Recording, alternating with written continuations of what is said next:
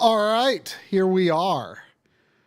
I got a longer uh, gooseneck for my microphone here, which lets me get it closer to my mouth, which lets me dial the volume on the mixer back a bit. So hopefully that will help a bit with the echo, the Corey echo that people were complaining about last week, just because I can. Yeah, I'm curious if that was it. Were you getting it from anybody else or something like that? Or I guess we'll see if it continues to happen. Yeah, I mean, I'm pretty sure it was mostly just you being picked up on my mic, and I can see on the levels on OBS there. Like, I mean, you're being picked up. I mean, it's unavoidable. Mm-hmm. But you know, I mean, I listened to the archive. I didn't think it sounded like garbage. No, it wasn't distracting. The separation wasn't so distracting that it made it unlistenable. Although, like, I meant to look into, someone had mentioned that there was weirdness going on with like the panning of audio recently, like in the last couple of streams. And I think I saw something recently about YouTube was doing something where I don't know, just making it so that they were trying to like auto balance like internally the audio, and I need to see if you can turn that off someplace. It's only in the archive. It's like after the fact. It's not during the stream. It's just after the fact. Oh, weird.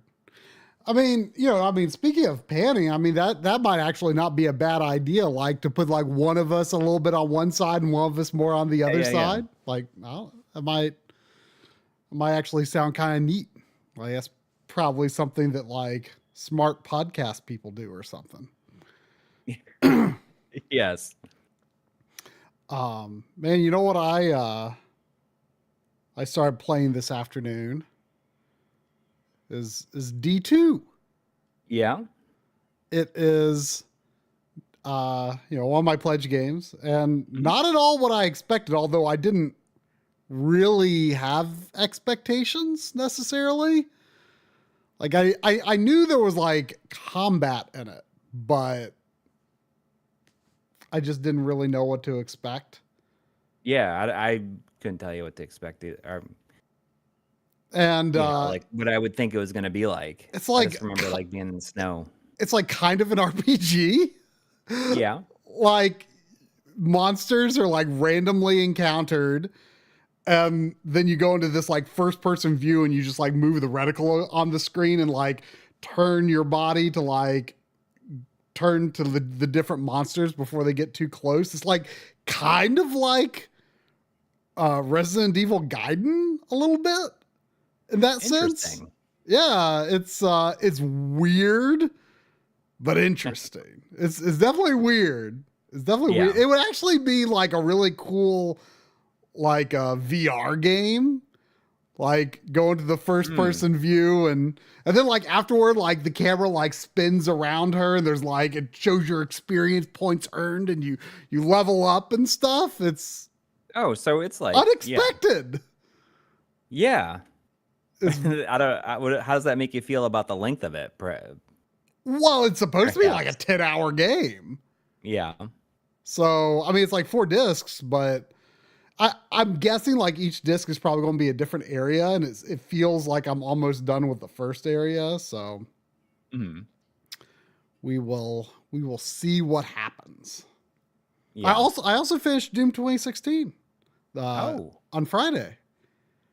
Nice. So I'm like, two pledge games down, got a good foothold on another. Yeah, I gotta get that third one going. I mean, I played many of mine, but I've not finished many of mine. Yeah.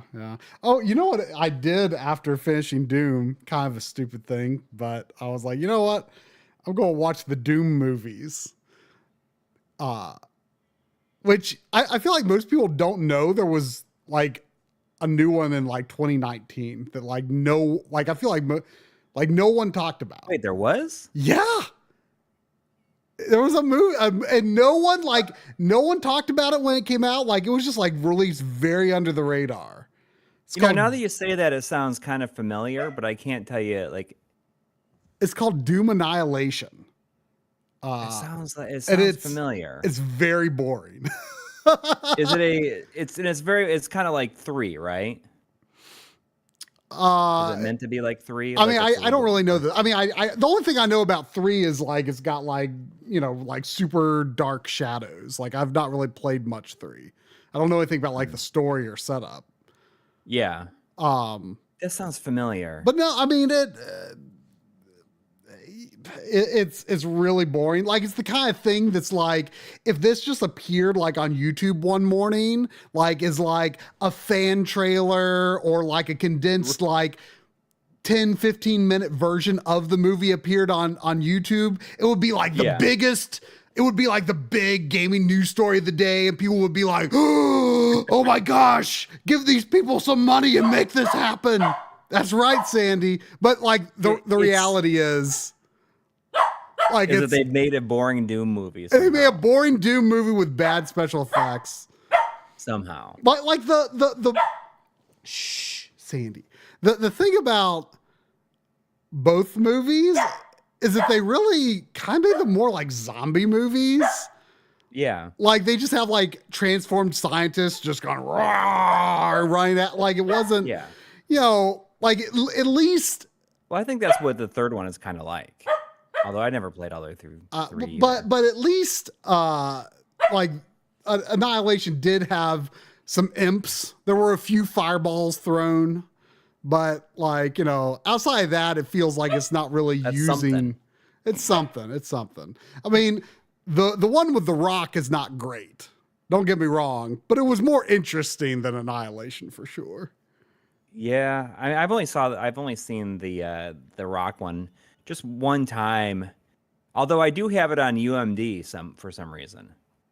Maybe I should rewatch it that way. Wow. I remember like they take like a helicopter like to the station, and I thought it was just the funniest thing at the time. But I thought it was like, oh, it's gonna be like a space helicopter. Oh, well, they just take it like they had to take a helicopter to the teleporter. Right. I just remember like laughing about the idea of a space helicopter. Yeah. I mean, what was kind of funny though, like it was kind of unexpected, like how they kind of did a bit of a twist at the end. Like the hero did not necessarily end up being, you would assume it would be The Rock. Right. But like, he's like not the guy that gets like the first person view. Now. Because I think that The Rock has like something that would not fly now. He was still hungry back then. Right. Well, and he was credited as the Rock, like rather than Dwayne Johnson. Like, and I think he like tries to be more of like take things a little more seriously and be like, you know, he wants to be a hero. Yeah. Oh yeah. And I think that it's either him or Vin Diesel have like a thing in their contracts where they can't like lose a fight. Oh, or something like that, and they had it like the one Fast and Furious movie where him and The Rock fight, like it had to be completely even, and neither one of them could win the fight. Interesting. Well, I know they like hate each other. What's that? I mean, they apparently hate each other in real life. Yeah, that's funny. I you know, speaking of Vin Diesel, I've never booted up Chronicles of Riddick, but I've got the PS3 version that has like the second game and the like a remaster of the original Xbox game. I don't have the actual original Xbox version. Right. Why don't you start reading super chats? Why I figure out why I lost the HDMI handshake on the TV, because that's just what HDMI does. Yep. It was working. It was working. And then, you know, my TV auto turned off, and then I turned it back on, and then it was there for a moment, and then it went away. And so you read super chats and I will try to get my picture back. Okay. So there's $10 from Jason Hubbard. Thank you. Saying, good evening, guys. Former Sony boss Sean Layden said devs should go back to a 3-year development cycle. Do you agree? Yeah. I think the AA game should make a big comeback. You know, as someone like I just played through Visions of Mana, which I feel is firmly in a double A, I guess. Like it feels like a double A game. And it was, it was a good, 6 or 7 out of 10. And I thoroughly enjoyed it. Yeah, well, and I would like to see games like that make a comeback. I read a bit of that interview that he did, and he was like, back in the day, like we didn't ask all these business questions, like, well, so what's your monetization scheme? Like back then, they were just like, are we having fun? Are we having a good time? If the answer is yes, then let's greenlight it. You know, like this is how things should be. Yes, I mean, the whole thing is like, this is like our situation right now is not sustainable, right? Right. I mean, we're already seeing it like fall apart. So I don't know. Like basically I would love to see that. And like let's get Final Fantasy VII Remake Part 3 out, and then just like forget about that whole model. Like that's the last like AAA thing I need. Yeah. and then graphics. Then they can do whatever after that. We don't need to continue to. I mean, they can come up with like technology, but let's just like work on what we have until it like runs perfectly. Yeah. Well, I mean, on whatever hardware we have, instead of trying to like 8K. Let's not even entertain the idea. Right. Let's not even put that on the box.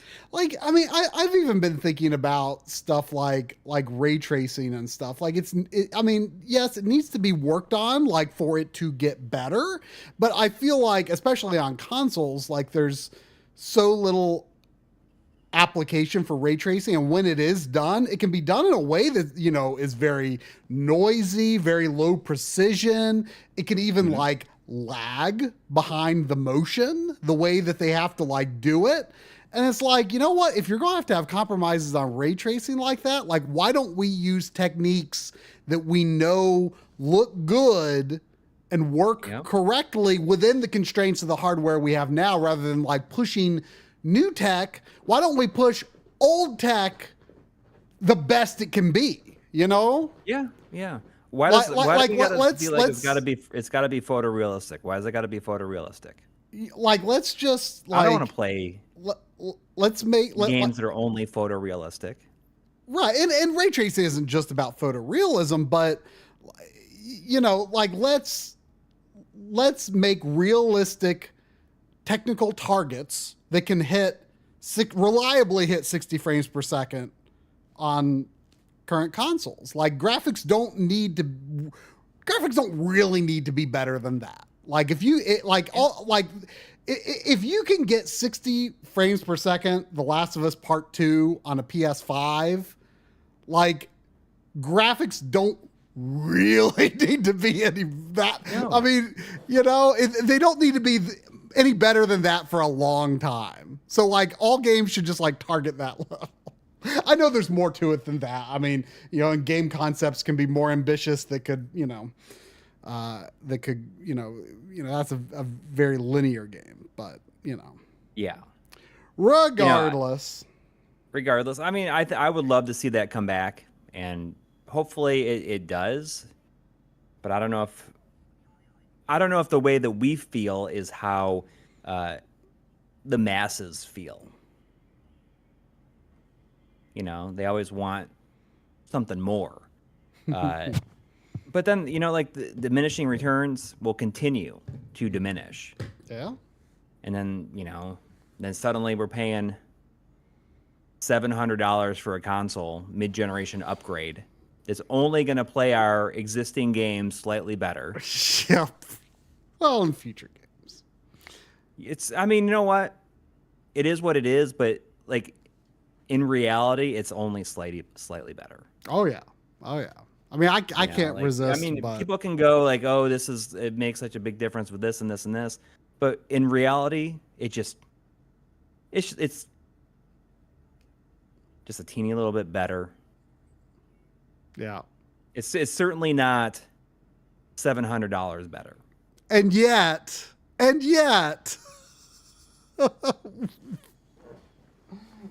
Yes, I know, and yet, you know, we both ended up doing it. But you know, like a lot of that was all right. Like, you know, is it like the sunk cost fallacy or whatever? Like but it was time. Oh, your sunk cost of time. Yes. Yes.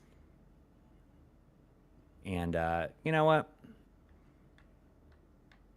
It is what it is. You know, like I'll be curious. I'm more excited about my gray DualSense Edge. Now that I got the little replacement stick, so it should like last forever now. Well, before you go on to another super chat, should I pop a game in? I got a stack here. I believe this is the full set of Xbox games that I own and have not yet booted. And only one of these is backwards compatible, actually. Yeah. Yeah. Should I start with one of the ones that was on the thumbnail? Sure. I'll start with Buffy. I know mean, it's got some dialogue, I think, and like maybe I can skip it. Focused. You know, I was just traveling for work, and I had like free HBO like in the hotel room, and I watched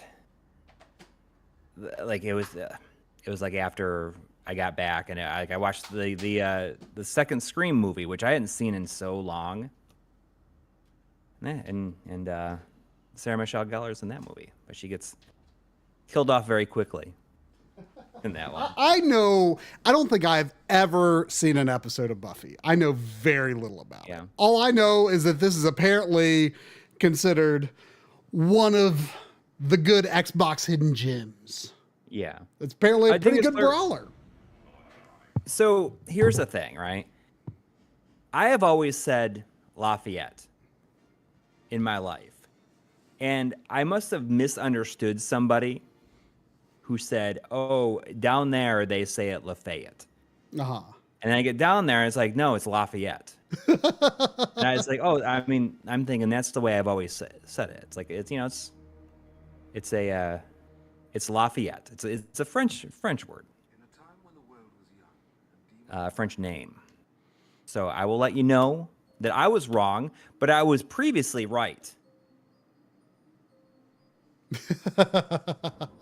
Lafayette. Okay, so there is $2 from Dad1153. Thank you, saying my OG Xbox collection quintupled during COVID. Wait, I see. Yeah. I mean, my OG Xbox collection grew quite a bit with that like last wave of backwards compatible games. Yeah. I bought like almost everything that was on that list that I was still potentially interested in. Yeah. You know, speaking of the Xbox, ooh, I wonder what you never know whether they mean like invert is inverted or inverted is not inverted. Back in this era, like what is backwards could be anything. But I wonder, like a lot of times it's mainly Japanese games. Maybe. I mean, I bet you this one, if you keep them off, it's gonna be correct. It's gonna be what we're used to. It's probably gonna be right.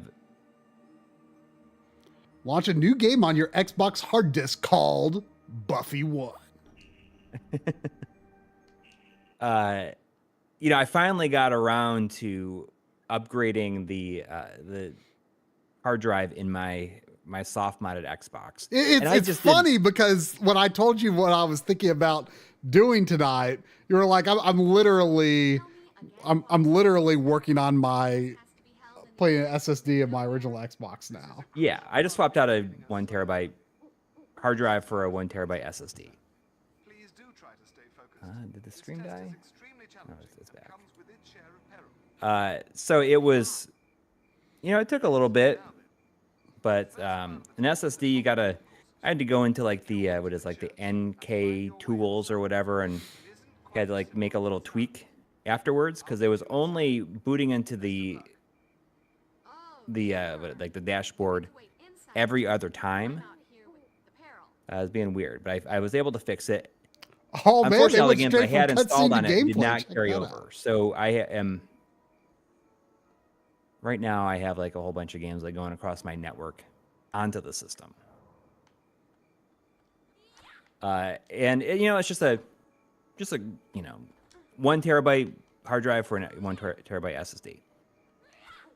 I will pretty much never fill that up anyways. I mean, I probably could if I put everything on it, but I don't need to have every single Madden game on there, every single, sports game for like eight versions of a sports game.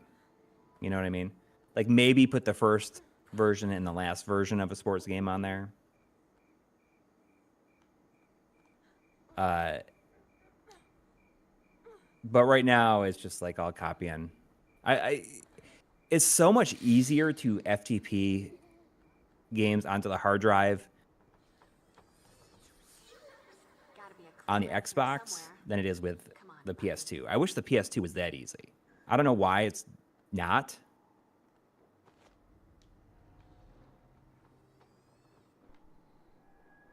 So, this lantern there was also doesn't $1.99 from Dingus Glurt. Thank you. Saying I had way too much to drink. Love y'all. Too much to drink today or right now, or just this weekend. Either way, I maybe had too much to drink on Friday night. Oh, look at that! That there was pretty not perfect, but pretty good actual contact of her hands on the grabbable ledges. That was not always a guarantee in these times. Yeah. Oh, this lights up dark areas. I don't know why I'm out of sync. I can't.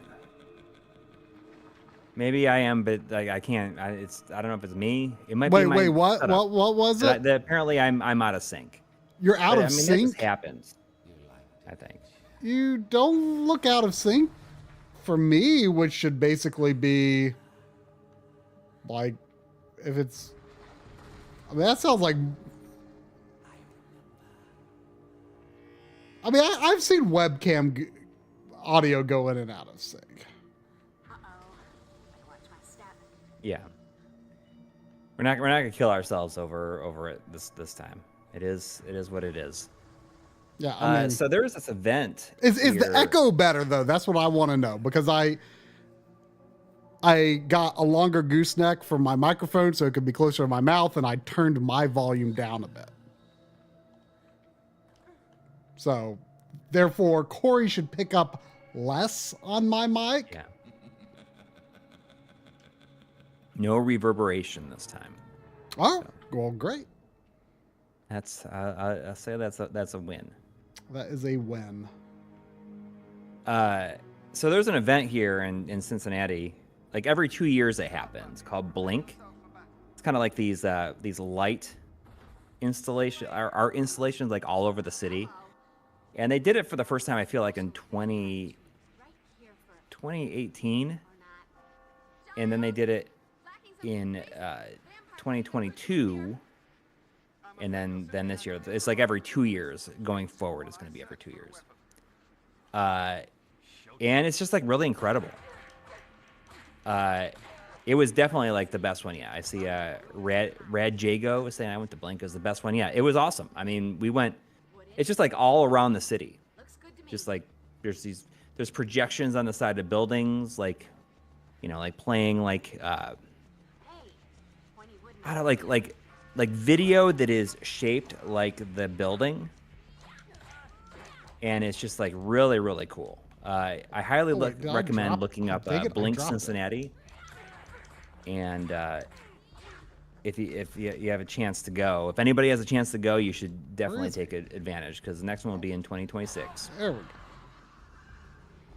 go. It does sound like a traffic jam, but it's not a traffic jam if you live here. It's just like all walkable. So like a lot of it was also on the side of the river on my side of the river, the Kentucky side of the river.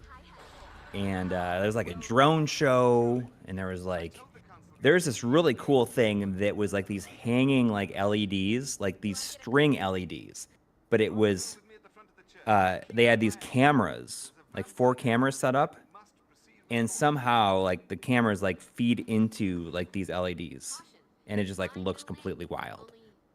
And they're like the lights kind of go up to it. Almost looks like I don't know. Like the thing I thought of is it kind of looked like the tree in Avatar when they're like praying to it and like all the energy's kind of going into it.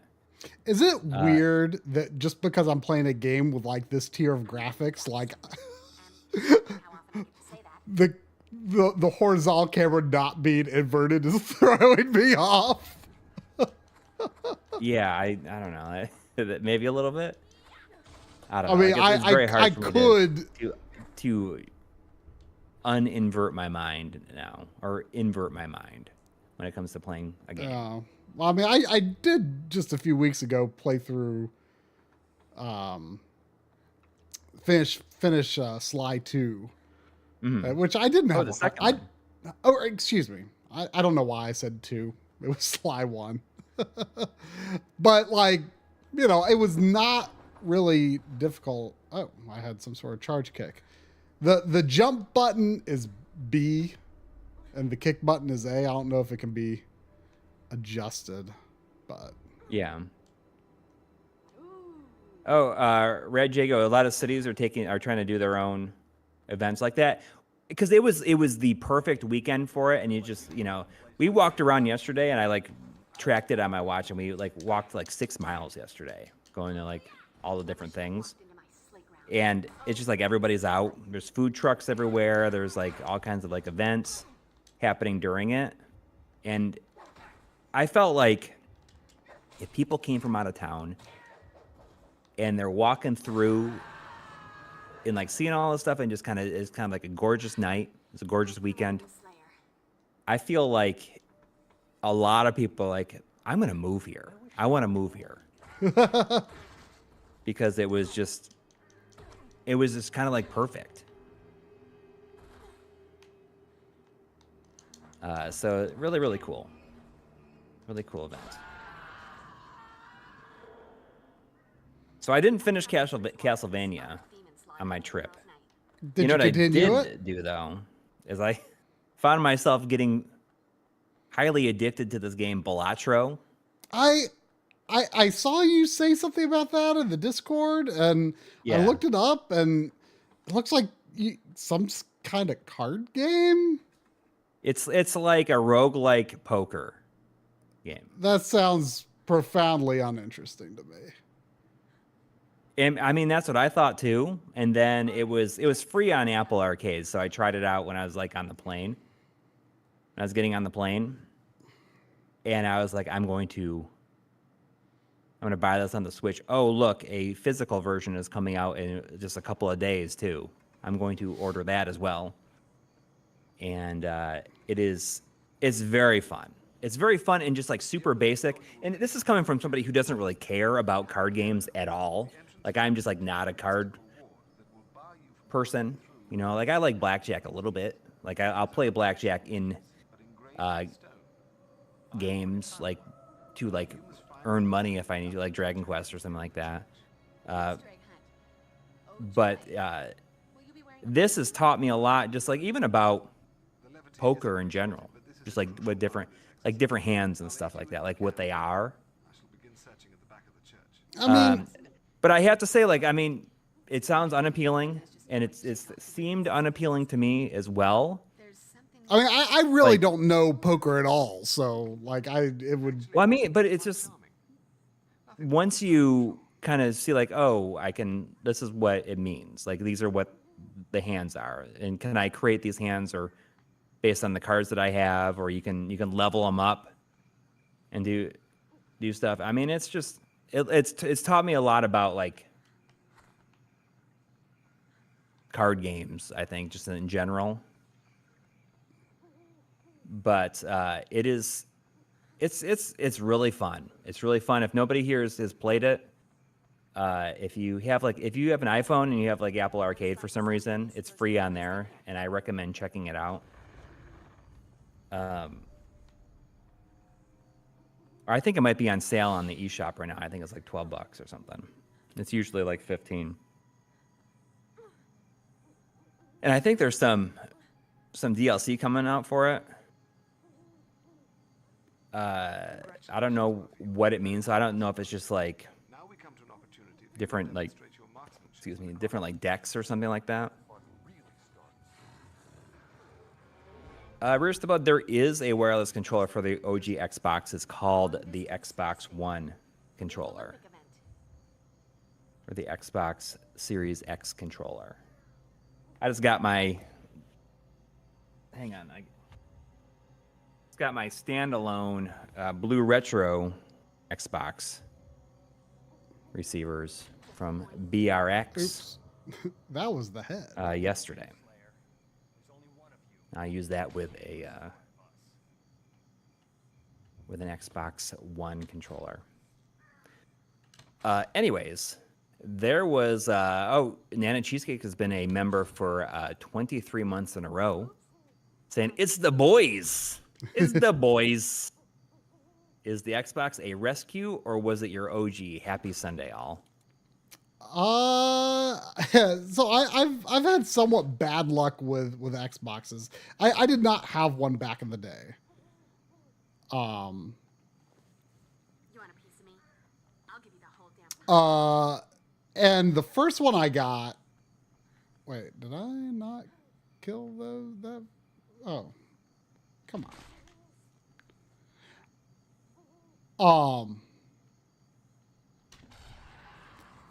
Oh, I see. Anyway, the first one I got, like, it was a version 1.6. Something happened to it. I had another 1.6. Something also happened to it. One I plugged in and it like just started sizzling one day, like, psst, and I pulled the plug. So yeah, I now this is an HDMI modded Xbox that was generously given to me. There's custom firmware on it that I don't know a lot about. It's the Make Megahertz one, right? The Make Megahertz HDMI mod, yes. Yeah. But the soft mod that's on, I don't know a lot about. And then I have another one upstairs that is, it's just regular analog output, but it was fully refurbished and recapped. So I should probably recap mine. There's a whole lot of white goop on the power supply in it though. But I think that's like it's supposed to be like that. I mean, apparently the 1.6 is why you don't have to replace the clock capacitor. Apparently it's got a lot of other capacitors. I've removed the clock capacitor from this one. Yeah, well, apparently there are a lot of other capacitors in the 1.6s that are poor quality. Like, it sounds like it's it's like a lot of later revisions sometimes. It can be a little cut costs and stuff like that. Mm-hmm. I'll have you know that this game specifically right now is copying to my Xbox. Then it's a plan. Buffy the Vampire Slayer is right now. Is it? Yes, right now. That's funny. So you're only in the Bs? I'm only in the Bs. Wow, that's gonna take some time. Yeah, I'm only queuing them up a little bit at a time though. I was not paying attention. Here's the shoot the rope supporting the bell. I don't know. I don't have my original system. I traded my original Xbox in along with my original GameCube to get an Xbox 360. I don't know if it would be like this with an original controller, but I am finding the the aiming to be a bit touchy. I'm using the, I forget what is it a Brook adapter, I think? And using a series controller wirelessly. Yeah. Brent McLean, I was going to say, like, I just got these, I had ordered a couple of these Blue Retro receivers from BRX. I don't know if he's sold out of them or whatever, but they're just like little, this will work with the Xbox One and Xbox Series controllers. If you wanted wireless controls. Right. I can't just order one Blue Retro receiver. I always order two. I don't know why, but I just do. Because it feels get rid of safe. This crossbow? What's that? Oh, wait. Oh, dang it. I don't know. I will show you what else you can do, though. Hang on. Dead guys. There's just no talking to them.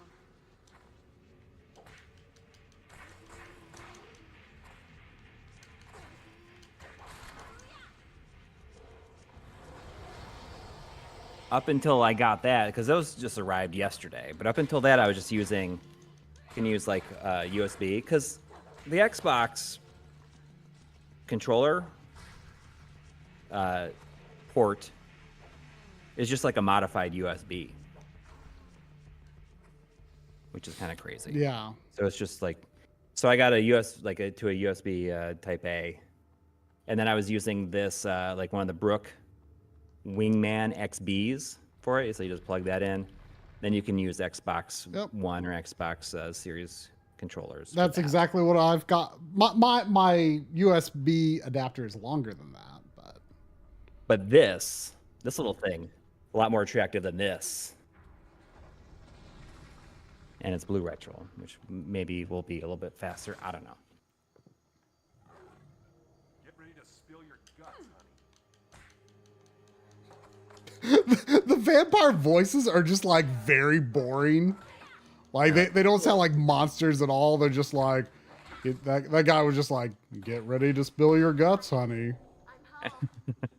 There's also 1999. 22 minutes ago. Sorry it took me so long to get to this question, Trifton 1. Sorry about that. Hopefully you are still here. Thank you so much. Saying, keep up the great work, guys. Question, what's the first AA game you'll play on the analog 3D using which screen filter? Ooh, first AA game on the analog 3D. Double A, huh? What about Battle Tanks from the 3DO company? That's what you're gonna play on it first? Yeah. Okay. I'm gonna play the what is it, Mike Piazza baseball game. But I'll definitely play it with whatever their best CRT filter is. Kinda has that interior decorator from hell thing. What is it? Mike Piazza's Strike Zone. I'm gonna play Mike Piazza's Strike Zone. Or you know what I'm probably gonna play on it? I'm gonna play Madden 98. Because it's like such a rare game on the system. Do you have it?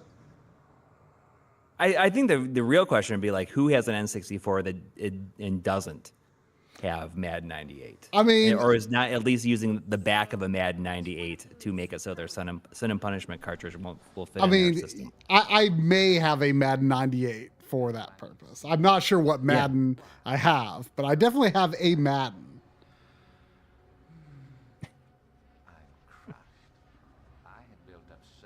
That Madden. That crazy Madden. I do hope that they do the smart thing and have Switch Online N64 controller support. I'm sure they will. That would be crazy not to. If not, you can use the Blue Retro with that. Just use the Blue Retro receiver. I don't know. It's going to be real interesting when that releases, because I think people are thinking like, oh, it's going to look like emulation. in their mind, I bet you there's so many people out there think like, upscale to 4K, it's going to look like... That means rendered in 4K to most people, I think. And that is not what it is. I think there's going to be a lot of people that are going to be like, yeah, this doesn't look very good. Now, I personally think it's a mistake to try to render N64 games in that resolution. I don't think it looks right. I think it looks better. I also think like it's not even that big of a deal to like for N64 games to be in 4K. No. I don't think so. I think it's a mistake to try to do that. I think they should be CRT filters or, even just, sharp 240p pixels. Like I don't think it's a big deal, but I think most people want that or think that's what they want without like really thinking through like, how, like I played Goemon the other week with, high res graphics just because that's just kind of part of, I think I just wanted to show off the features of the decompilation or recompilation or whatever it's called.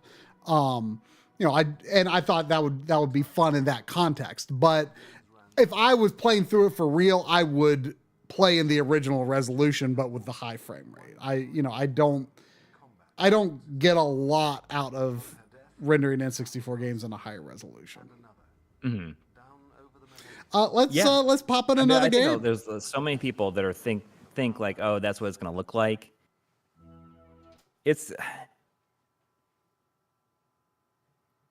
I don't feel like there's a lot to be excited about with that release. I'm not the audience for it. I think the system looks pretty cool. The renders of it.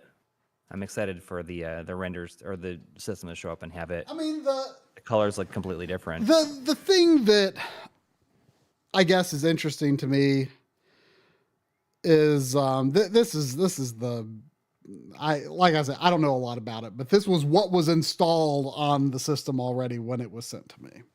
This interface.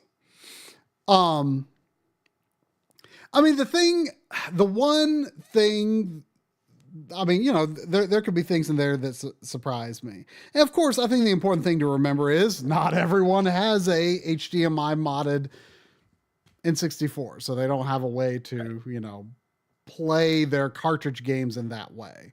But for those of us that do have that, I agree. It's not that exciting, but, I am curious if I believe it was said, I think that it was said that there could be some potential like overclocking modes or something like that. Yeah. I'm not really that up to date on what features are in the N64 Mr. Core, so there could be something similar in there. I'm not sure, but that would be an interesting thing to toy around with. Mr. Core has like 100% compatibility now. Yeah, that's true. So that would, and like I think Conquer is one of the incompatible games, right? Yeah. I think that my controller's not the main thing that is like exciting, and I think that is the smartest thing that they're doing is none of this stuff is like super, super expensive. It still amazes me that the Pocket is it's like as cheap as it is. Yeah, it's the Pocket is definitely a smart product for sure. Yeah, but I don't feel sometimes when like I reset the Xbox, does this ever happen to you? Like I sometimes your controller just stops working, like when you reset the system or something like that. With this wireless adapter. Yeah, well, you got to turn off the controller and turn it back on. You just got to hold the button for a long time. Oh, you hold the Xbox button? Yeah. It'll eventually just force it off to turn off, and then you can restart it. Okay. Turn it back on. Is that so? So that happens to you then? Okay. Yeah, I don't know if it happens with these blue retro adapters though. Yeah. Is there any way to launch your disc game from here without going to Microsoft dashboard? I don't know.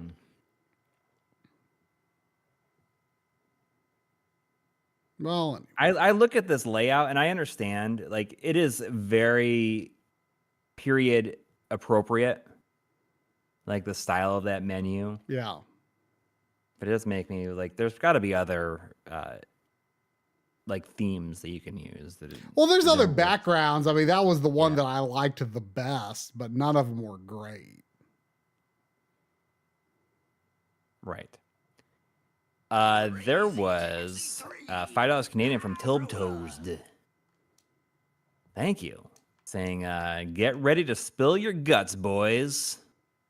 Happy Sunday. Have a great stream. Oh my gosh. The controller. I don't know. Is spill your guts from this? Oh, you might turn down that audio a little bit on this. Huh? You want to turn down that audio. Oh, does it have licensed music? Have you have you ever played Crazy Taxi? I don't have the ability to identify licensed music generally.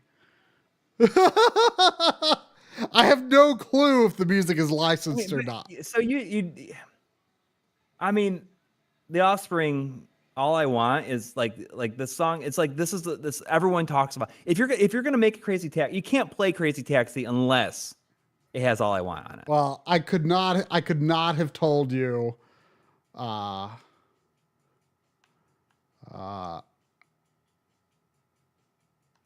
I could not have told you if it was a licensed song. But I'm sure you've seen it. Like, you have to have seen it mentioned before, right?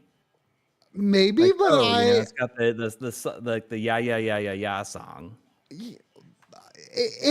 Maybe, but then I immediately forgot about within 3 seconds. I mean, it's like. I like you have you can't play this game unless it has like the degree to which I do not care about like normal people music is like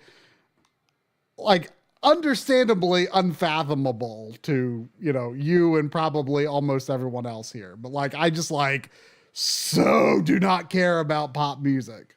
I just really, really don't. I mean, I just thought that maybe you would have heard.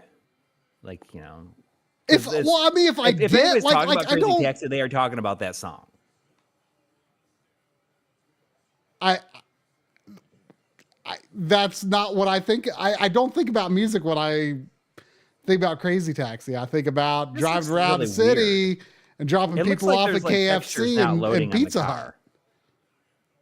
This looks like strangely weird. Like the looks like there's like no texture on the car. I mean, is it just this character? Yeah, I mean, it doesn't look. I mean, you have this game. Yeah, I mean, is it just me, or does that look like? I mean, Mr. Dust saying this game looks off. I mean, is it looking like off to you? Who? Like, I mean, to others, I would be if my Xbox wasn't like flayed on the on my table back there. I would boot it up and see. So are people familiar with this game saying it's... Yeah, saying it looks off to me. Like, I don't know. Like, it looks like there's no texture on the car. Should there be texture on the car? I mean, is there anything wrong other than the car? Not that I can see. Are other people saying... I mean, it looks like, you know... Wobble 2007 says looks worse than the Dreamcast version, and it does. I mean, have you ever booted this? I know you haven't. You bought it when I did a video on it. Oh, Sega on the Xbox, but maybe it's just this one car. Maybe it's because I always use Gina, and her car is like. Well, like, okay. After this one, I'll try her. Okay. And we'll see if it matches your memory. There is like some I can't tell if it's just on the lights, but there is some. Oh my gosh, I do not know what I'm doing. I don't have any B-roll of this one. This is pre like archiving the stuff. Well, we're gonna be losing pretty quick here. I'm not Crazy Taxi expert. Oh my gosh, I cannot get on this road. I enjoy Crazy Taxi, but I've never like dug into it. Like got good at Crazy Taxi. Let's see here. But I mean, I don't know. Like There was Mega X6 had a $7 donation. Did not have any message. Yeah, this guy must be like a new one for this game. Because he's not in the first one. I don't know the drivers that are in the second one. This combines 1, 2, and 3 in it. But thank you, Mega X6. There's also $2 from Brent McLean saying, thanks for they appear to be sold out.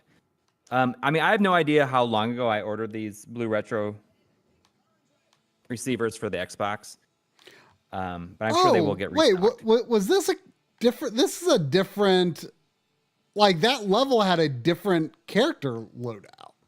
Yeah. Okay. So this combines all three. This has the 3 cities, I guess.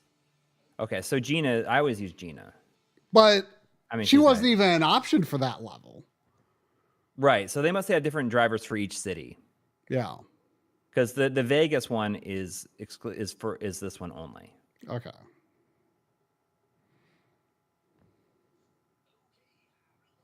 Then there's another $2 from Mega X6 saying Ixnan Hombre is phenomenal. And I guess so. I mean, like I've never been like a big Offspring fan. I think that a lot of my enjoyment of Offspring comes from All I Want being in this game. I don't know. He's always like his voice is always kind of annoying. Dexter Holland's voice has always kind of annoyed me. So does this still look weird, or is it like that looks right to me? So in other words, everyone only plays this level in Crazy Taxi. Well, I mean, this is the one that it has endured. Right.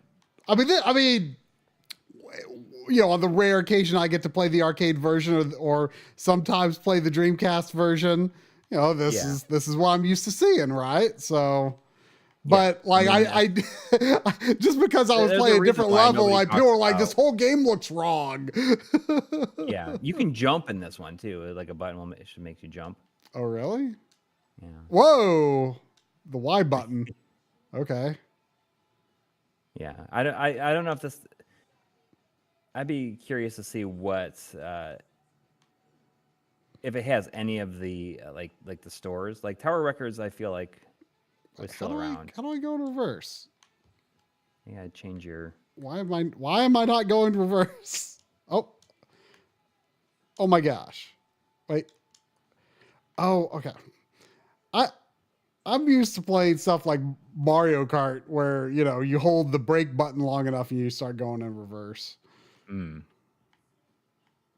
on, Gone Away is pretty good. I think the kids aren't all right is pretty good too. But Gone Away is pretty good song too. I mean, they like the songs on Smash like didn't really do anything for me, and I think that have had better songs since that. And I understand that like Smash is, I don't know, maybe it was just I heard way too much self-esteem in my day as a teenager that like I don't like the song at all. Like I just find it really obnoxious. And I don't know if Chris Shulman's still in the chat. He can vouch for the fact that we used to always like poop on the Offspring from a great height. What is Crazy X? That's like mini games. Oh, I see.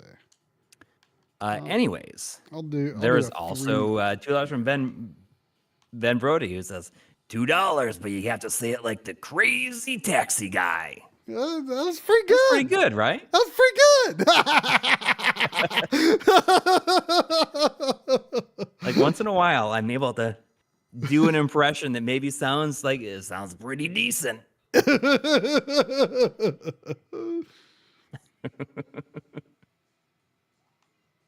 another 1999. Dang. from Dang. Trifton. From Trifton 1. Saying, cruising USA. Cruising. Cruising USA. Yeah.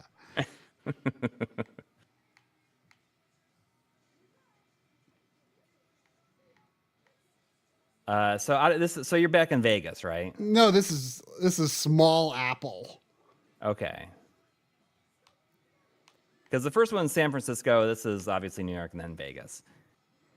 It's interesting that I don't feel like Small Apple. Can you choose the time of the day though? this was Does just let you what it choose time of the was. day? You know, it's interesting that they never make like a Japan level? Mm-mm. Did they think that crazy and rude driving it's just a purely American thing or something? Yeah. It just didn't make any sense. No crazy Densha Dago. I guess the Small Apple is nighttime only. Like, why would they do that? Why would they do that? I mean, I have the second one on the Dreamcast, but I've barely played it. I mean, the fact that they made 3 of these is kind of actually insane. Considering like how like it's a great concept, It's just really but unnecessary. it's a great concept, but like so limited. Yeah, I mean, it's kind of like there's a reason why, because in the first one's the only one that was in arcades. I mean, it's kind of like Super Monkey Ball, where like the concept is just so good and so pure and so perfect that like it's incredible, but it just like doesn't really justify or support sequels. Yes, exactly. It's like incredible as this like one-off thing, but like add anything more to that core basic goodness, and it's too much. It's not right anymore. Yes. Hyrule actually started out as an arcade game and direct sequel to the first. So, but it never came out in arcades, right? There was no arcade version of it. What was the arcade board? Like, was there like a version of the arcade board that was like based on the Xbox?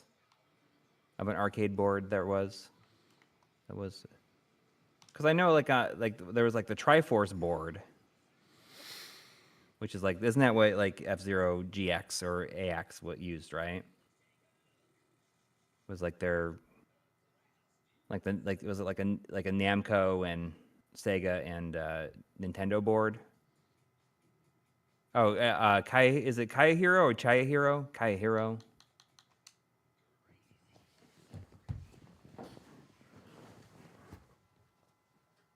So okay, so there is a rare arcade version of High Roller. Interesting.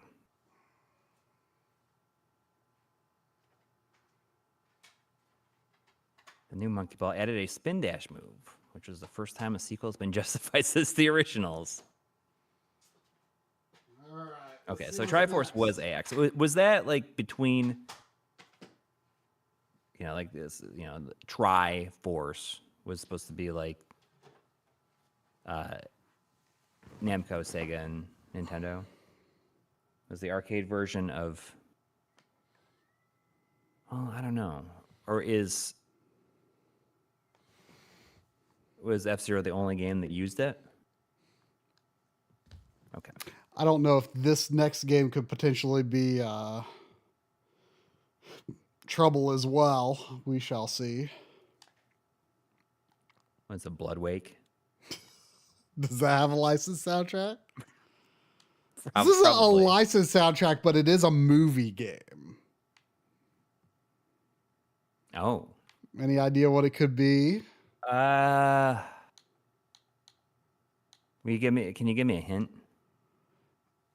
a movie that came out during the original Xbox era.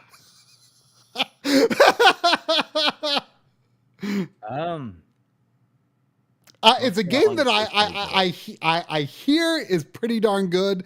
I actually bought it when Henry was here last year. He's like, "Oh, that's pretty good."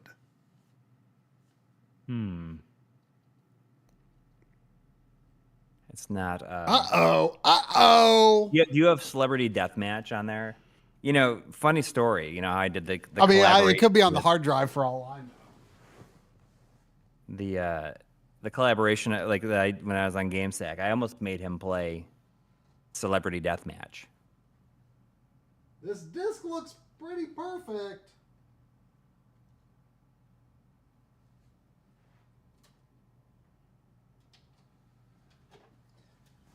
The disc looks pretty perfect. I mean, I bought it from the Grid, and the Grid has like seemingly the best disc resurfacer ever because it always looks like a brand new disc. Like there's no telltale signs of resurfacing or anything. So if it doesn't read this, that will be concerning. For the Kind of Hero was used for the first release of Outrun 2. So that's interesting because I've heard people say that I've never played the Xbox version of Coast to Coast, but I've heard that it is that the original like actually runs a little bit better.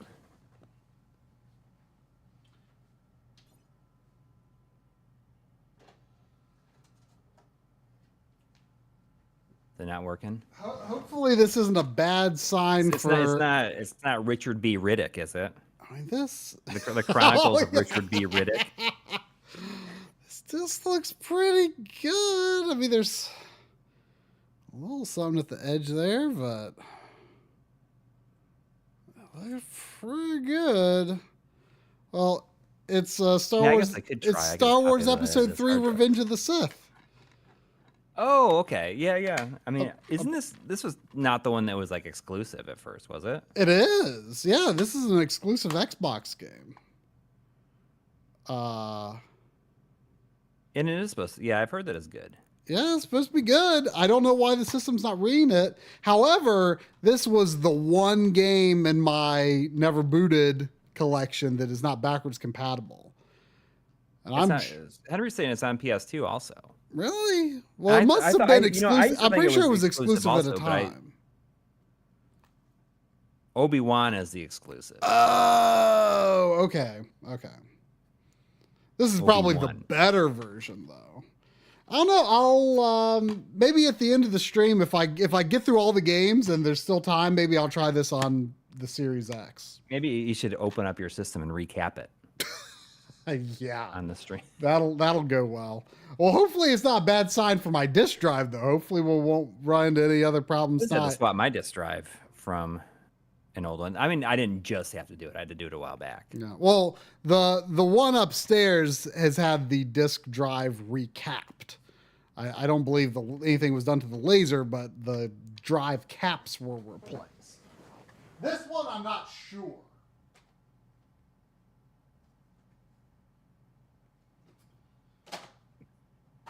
I have to, Dustin, I don't know if you're watching, but I need to take that image that you just sent me and I need to send it to my wife. Because that's like literally...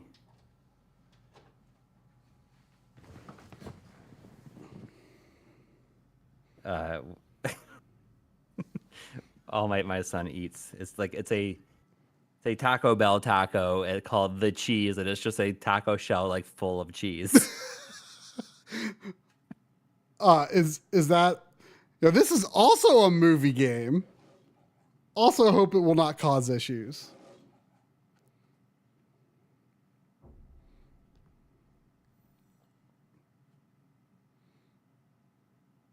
So what, is that an actual Taco Bell taco? I don't know. It looks kind of legit. It's called the cheese. This is what it looks like. Can't really see it.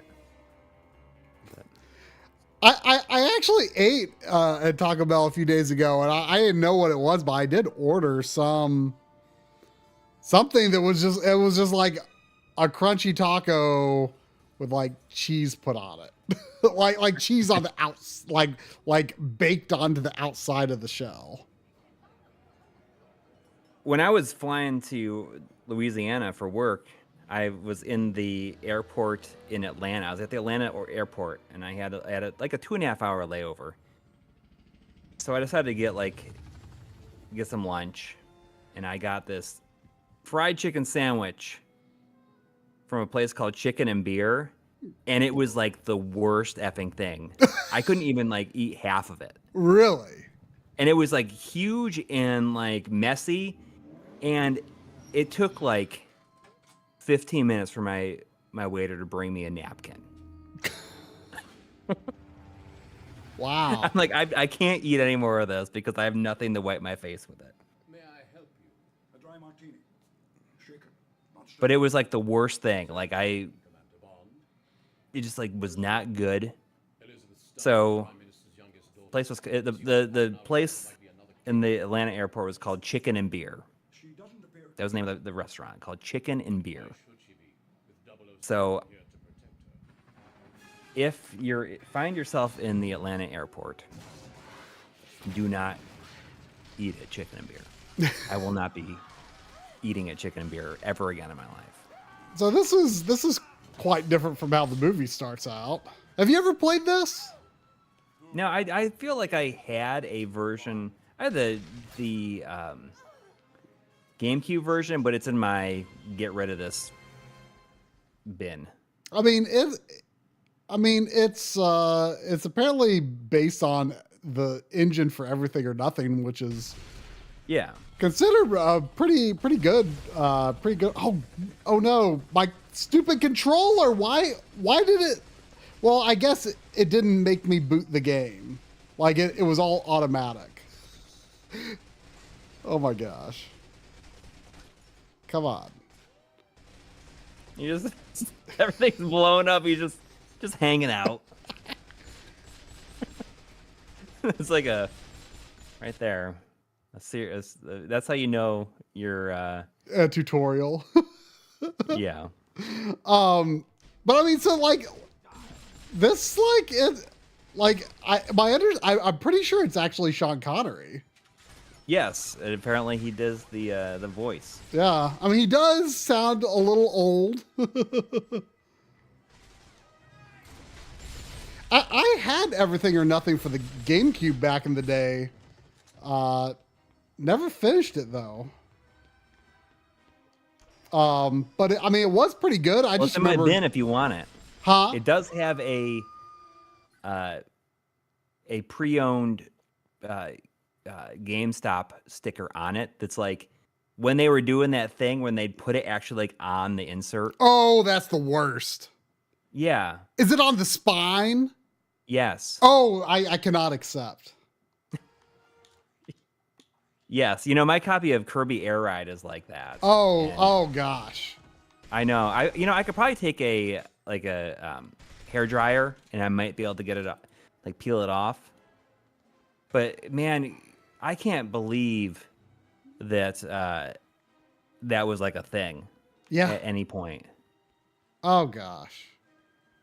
You know, I mean, that might be worse than like the like extremely 2004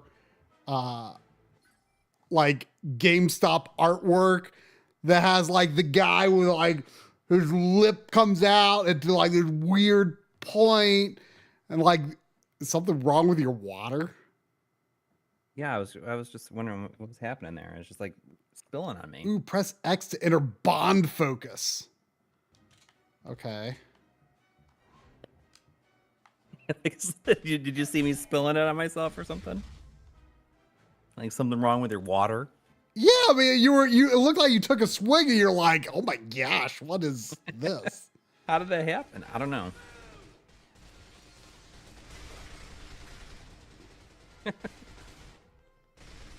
It's like, what? Hey, you finished those beaver nuggets, right? The first bag is almost empty. They're pretty darn good. That's like an enormous amount of restraint. They would have been gone. And I definitely would have sugar crashed every time.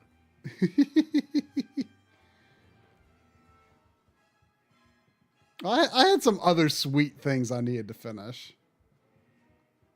These environmental shadows, I mean, I know they're just, you know, faked, but like behind all this stuff, like they look pretty good.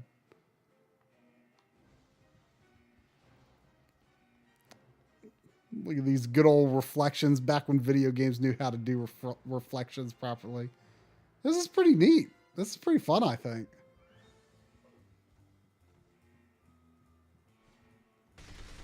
Put this on your pledge list. Maybe so. Yes. It was released in 2005, I guess.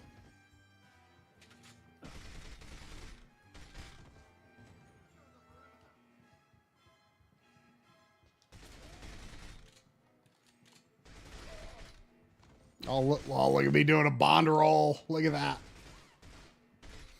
I mean, I think this is really neat that they did this. They just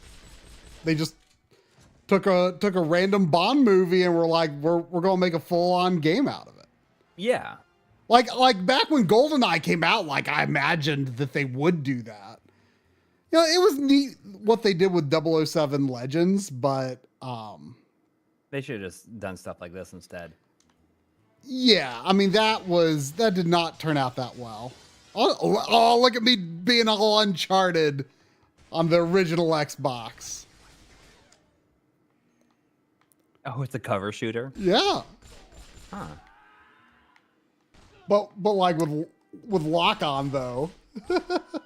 Yeah. I mean, this is neat, right? Mr. Dots is wondering if... Oh, actually, before I do that, there was $5 from EB Chill that I missed. Sorry about that. Saying, won a Dreamcast t-shirt at an Ozfest concert by getting a high score on Crazy Taxi, I think in 99 or 2000. You still have that shirt? Hopefully you do.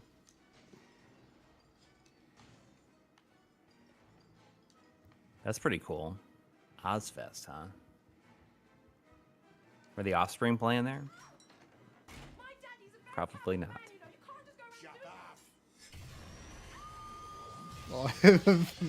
God, Thunderball jetpack. So they... Oh, really? So Well, that's just the bad guy there did. Yeah. This is so interesting though, because I mean, the opening of I'm guessing this is going to be unrelated to the rest of the game if they're actually going to follow from Russia with Love. Yeah, I don't know. But like, I understand why they didn't. I don't even know if I've seen this movie. Wait, surely you've seen every Bond movie. I think like it gets pretty like hazy when it comes to like the really early ones. I mean, this is like among like the super hardcore Bond fans. I mean, this is From Russia with Love. I think is considered one of the best. Yeah, and it's just interesting because, you know, like upon revisiting the first one's like not very good. It's okay. I can watch it. It's fine, but it's not something that I felt compelled to like go back to. Yeah, I mean, From Russia with Love, like I appreciate it more than I did the first time I saw it. The first time I saw it, I thought the pacing was a little awkward. I mean, but most movies from that era can have pretty awkward pacing, right? Mm-hmm.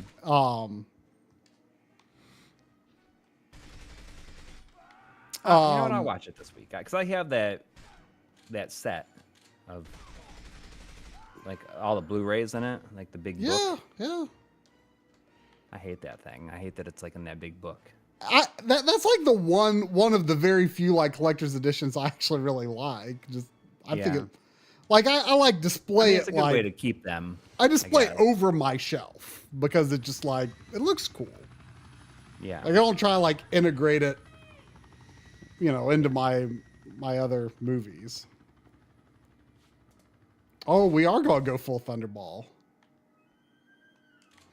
Thunderball, like I I went on a kick. I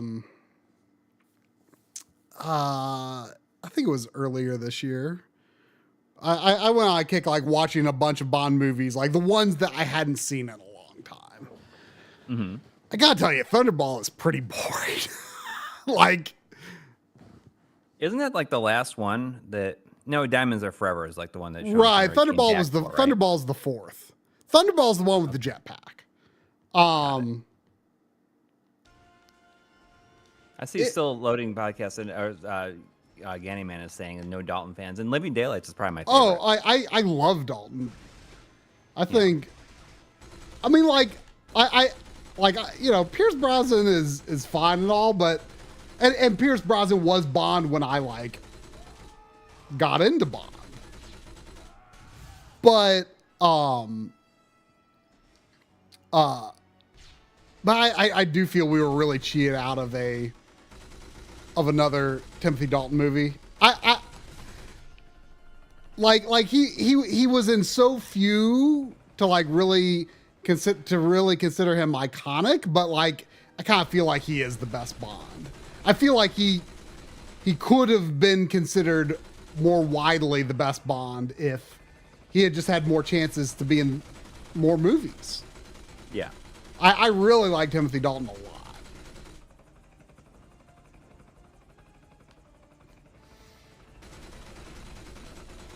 I mean, this is a pretty crazy opening level, really, right? Yeah, it's it's pretty good.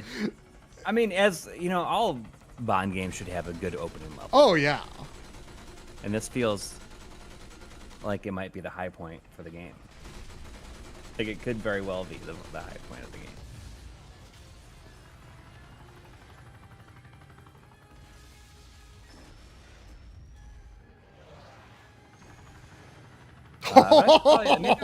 That was pretty good. The name is Bond.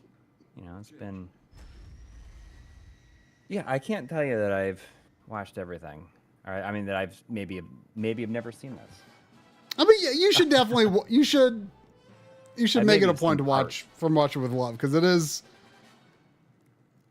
It's not one of my favorites, but it is broadly considered, like among like the Bond hardcore, one of the best. Oh, I like that they just have the actual film from the movie there. I mean, they're kind of mixing it up here. Yeah. I mean, they're like Bernard Lee. I mean, obviously he wasn't even alive. I at the time. Desmond Llewellyn. But yeah, well, it's neat to see them credited along with their, their footage here.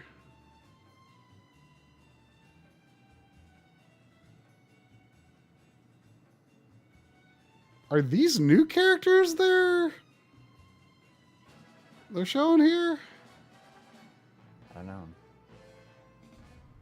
Yeah. She's like on Entertainment Tonight, and she's the singer. Oh. Musician, Natasha. I mean, she only has the. I mean, come on, she's the one who sang the song for what is it, The Hills, or what is it, Laguna Beach, or The Hills.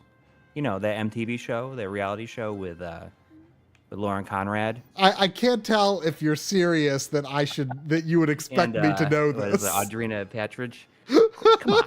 Come on, you know. Of course, oh yeah, of course I know.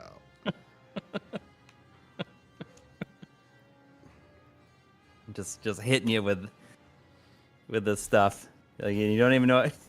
Like, I don't know if you're for real or not. I know way too much about this stuff. You know what?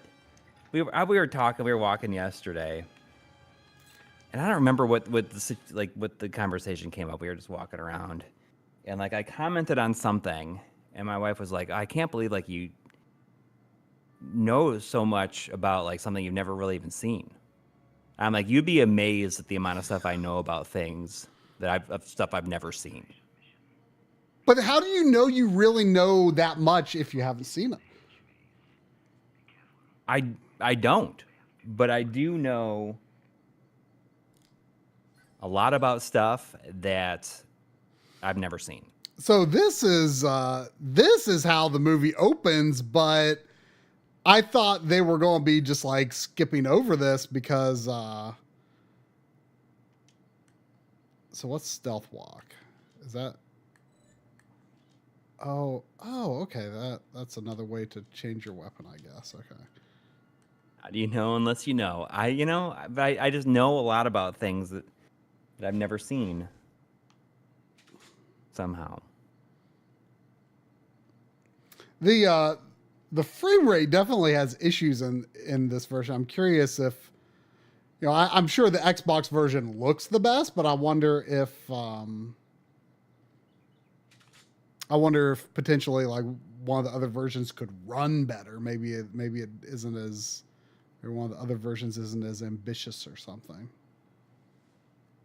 Maybe. Uh-oh. How did that guy not see me?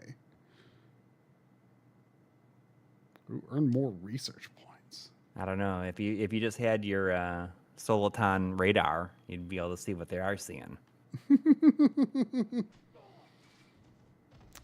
I think this is really neat though. Like you're like tempted just to keep on playing it. I know. This is really cool.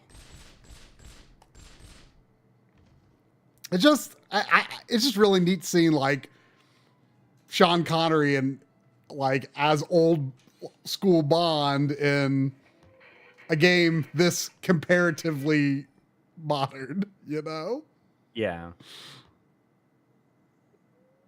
Like straight up executing that guy at point blank range right there.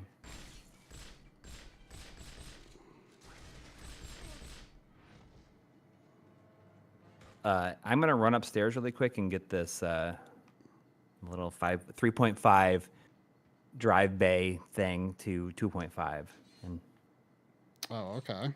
Put it into my Xbox while we're talking. Although I will say there was $2 for Warren Hokey. But I feel like we haven't seen it in a long time. But that might have been a minute. Saying thanks, Corey, for the setup tour. The dream setup, which is crazy to think. Like that's like the dream setup.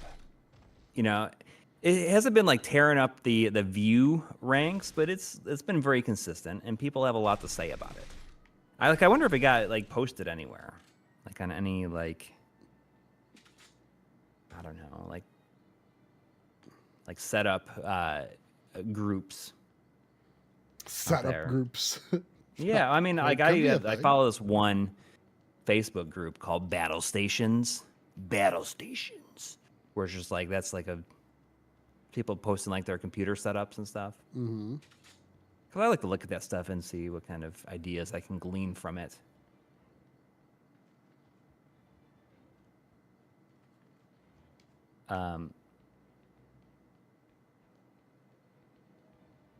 But yeah, I mean, gamer tours are popular. Somebody has said that it was the best one that they've ever seen. Whoa. How are things going with yours? Because you had finally gotten things worked out with like your. Yeah, I mean, I've got probably most of the Rhine done on like the parts that need to be detailed. Mm-hmm.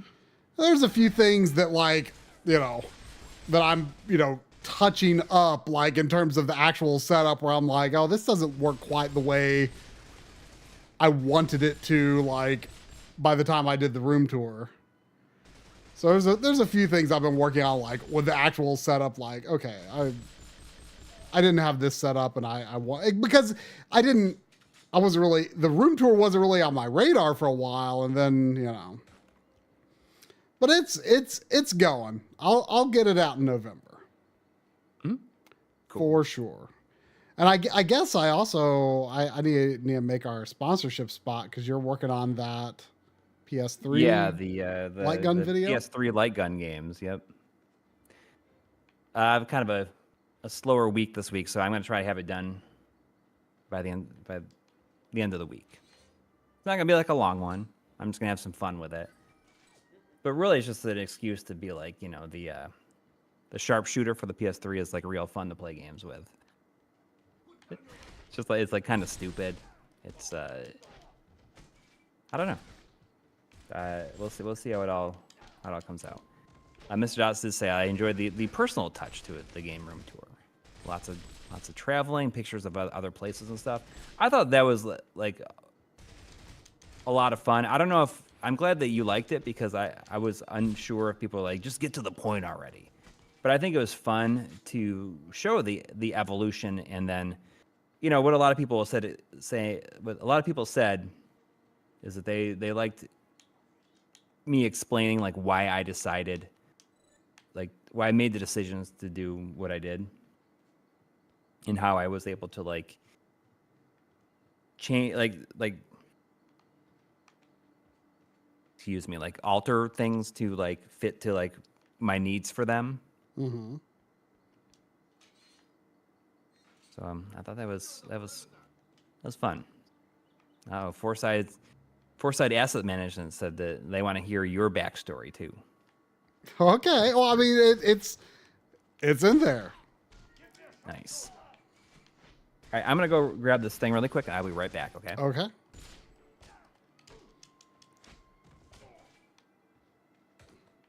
I guess like when they get really if they get close enough while you're doing lock on it, like kind of does like a QTE almost, which is fine. I mean, I think this is pretty neat. I'm really curious though if any of the other versions might have a better frame rate. I mean, it's not something that's bothering me that much, but I'm curious.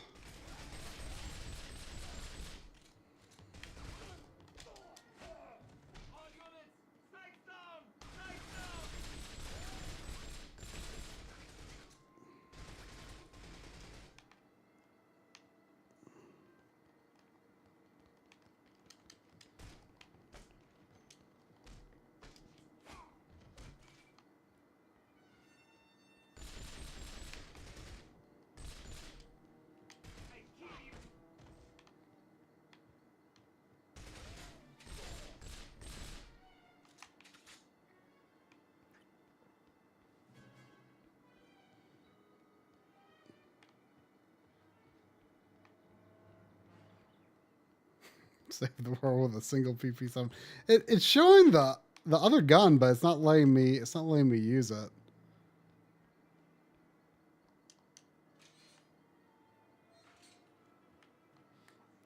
It's interesting they call it the PP7, because that's the same made up name that Rare used. I'm not sure if that was used in other Bond games.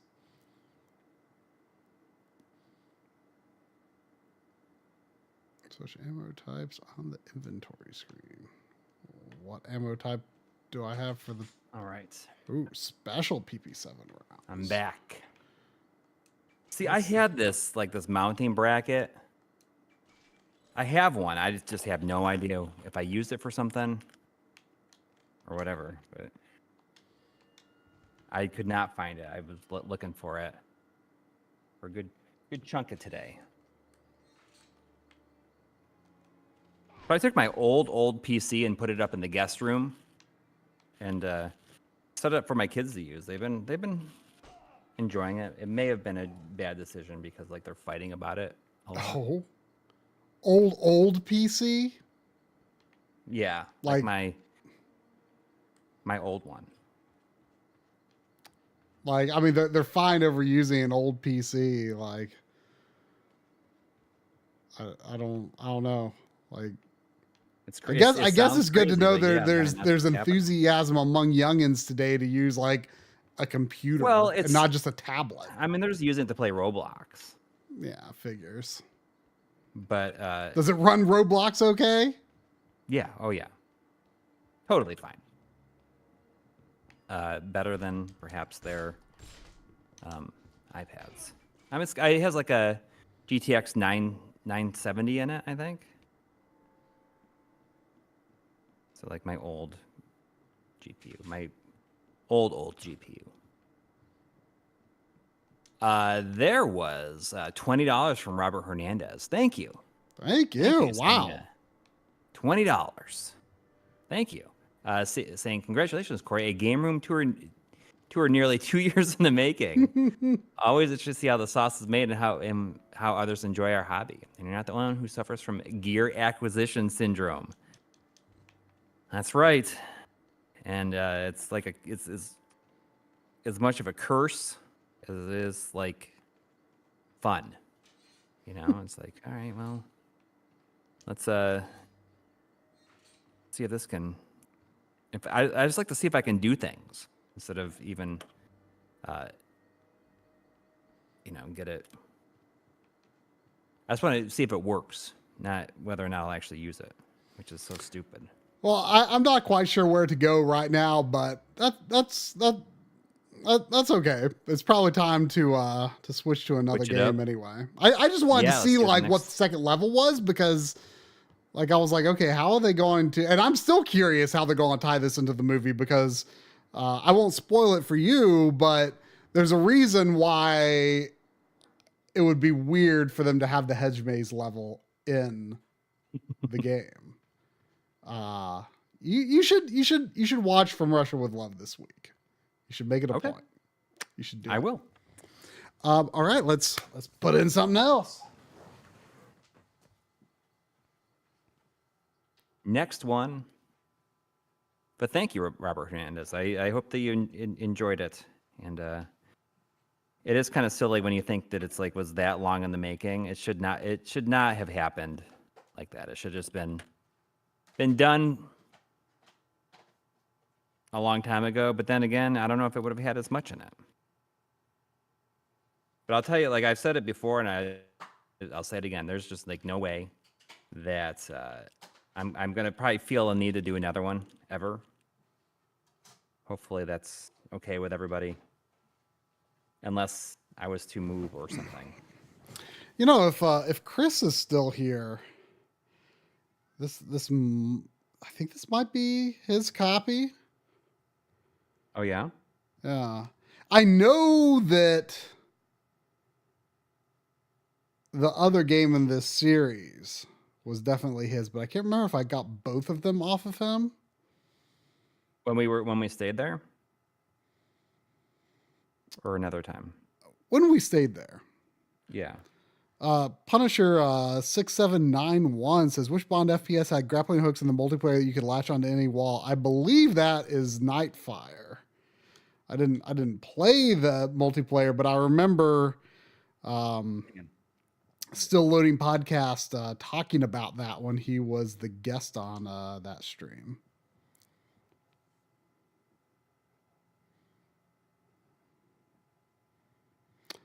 Wait, weren't you saying the GameCube version is the only one that maintains 60 FPS, if I remember correctly? What? That didn't look like it was targeting 60 FPS. Are you saying the GameCube one actually targets 60? Or are you saying it just maintains 30? Does not have a magnet on it? I'll have to look up, see if there's any information out there. Like back in those days, IGN used to do some head-to-heads sometimes. You know, I don't know if how detailed they got on things like frame rate. All right, I've been excited to play this all my life. All my life. I did stream Sneak King once. I mean, and you know, this disc has Xbox 360 version as well. Look at this live action FMV here. It's kind of awesome. Yeah. There's a character creator, but why would I want to be anyone but the king? You know, it's weird, but the king, and I never even thought about this until like I saw him on the thumbnail. The king kind of looks like my dad. It's just like I never really noticed it until like I saw him on the thumbnail, and I was like, the king kind of looks like my dad. You know what's funny is that this character is named Brett, who is my buddy Enchilada that's sometimes in the chat. But like back in the days when we were growing up and lived in the same place, this character named Brett actually looks more like our friend Joe. He has like the worst haircut I've ever seen. Hopefully. Well, he did have longer hair, but it didn't look exactly like that. He did have sideburns. Wait. Why is it not actually? Oh, wow. It takes a really long time to actually change the parameters. Didn't I hear this has like these discs have both? Yeah, they do. Versions on it, which is why they'll work on like the 360 and original Xbox. Okay, so can you even play as the king? Like, the king is on the box. I feel like it's false advertising if I can't play as the king.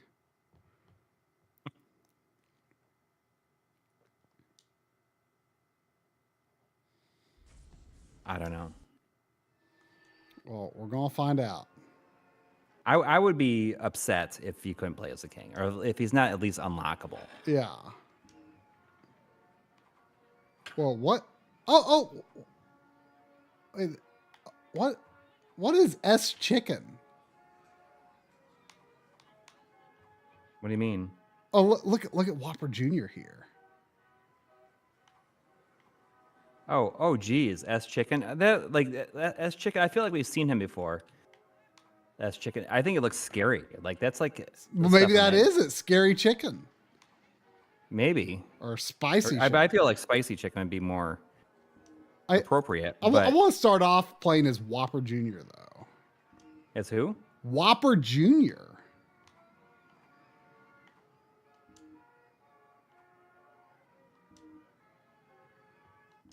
Okay, let's the broiler. Did that guy make my sandwich? Maybe. I don't know. It was so bad. I mean, maybe I'm wrong. Maybe I just I don't know how to judge it, but I'll tell you, to me, it was like the worst chicken sandwich I've had in my life. What was it? Just like bad quality chicken? Yeah, I don't know. It was just did not taste good. It just it was so it's just. I'm probably not a good judge of it. Maybe I'm missing the point of it. But I mean, I'm very rarely in a situation where I don't like food that I paid for so much. I'm not even gonna finish it. Yeah, I didn't even eat half of it. Wow.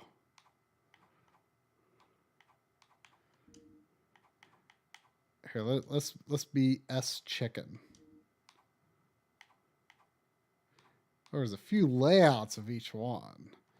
Let's go to the deep. It's your boy S Chicken. It's okay that I'm doing this, everybody, right? That I'm just tightening up in this SSC. But it's your system's still copying stuff, right? It finished copying what it was queued up to do. So now I'm going to. I turned it off, and I'm going to get this in there, and then I can put the top back on. I can just put it back in its normal location and just continue copying stuff to it. I don't like food. That's right. Not bad chicken sandwiches. Chicken. Why? At least I got chicken. I don't. Can you name that? Pop culture video game reference. What's going on here? Say what? Chicken. When I say at least I got chicken, what's the first thing you think of? Chicken. Oh, you don't think of Leroy Jenkins? I don't. I guess I don't know the full See, Leroy Jenkins story. Foreside asset management, like, it's like, yeah, oh, Leroy Jenkins. Hang on, I'll be right back. The multi-tool.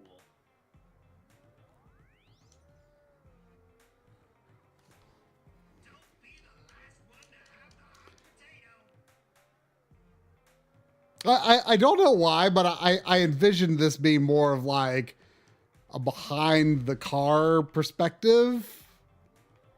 Oh man, I'm out. I don't understand what was going on there at all.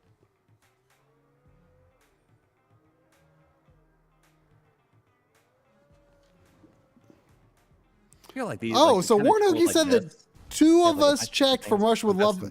It is stable 60 FPS on GameCube only? Really? I mean, like the version I have is like the best one. Yeah, I guess. But I also feel like that's like the controller I would least want to play that game with. Probably, yeah.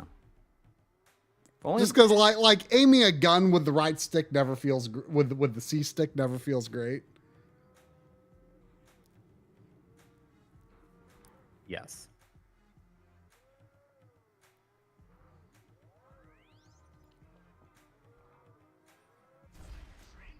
Was For Russia with Love on the PSP?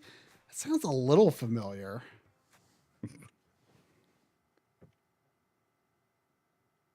Maybe. Oh. All right. Kay with the hot take saying, aiming with an analog stick feels horrible. Any analog stick, aiming with any analog. I mean, there's plenty of people that think that. You know, fair enough for y'all PC types. Yeah. I was surprised, you know, there's somebody, we talked a little bit about PC gaming last week, and, you know, I was surprised there was like one, like a really long comment about it saying, like, I agree, essentially. Yeah. Like spending so much time, like for versions that can run better, but it takes a lot more work to like usually get them to run better, or you got to wait. Like, Yeah. I don't know. Like that's a more interesting reflection than I feel I would expect on original Xbox here. I have no idea which goal I'm trying to get that into. I guess the one on the right. I mean, it's interesting that they have like multiple modes of play here, you know? Like it's not just one thing, like each arena type has like, you know, a different. I feel like my version of this might be sealed. Ooh. I think I found it at Goodwill and it's sealed. I've never opened it up. Because why would I? Right? Might be valuable. Yeah, one day. Whoa! What happened to the puck? Turned into like a lead thing. When's the last time you've been in a bumper car? I mean, you're a dad, so I feel like the chances of you being in one recently is like fairly high. Yeah, within the last like 5 years, I feel like the last time I was in a bumper car was probably 2019 in Myrtle Beach. Like before, 20 what? Like my son could ride without me. Yeah. So not that long ago. It's been a pretty long time for me. I mean, I couldn't tell you. Like I would say teenager at the most recent, like early teenager at the most recent.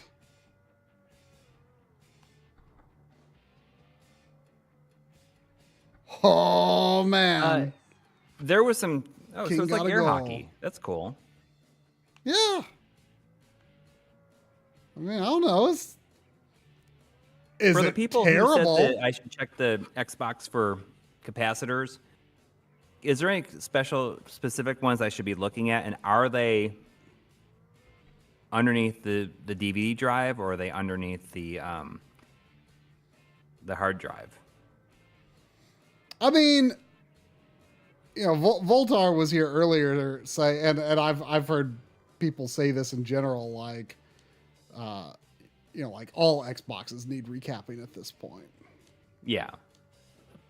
So, like, if yours has never been serviced, it would not be a bad idea.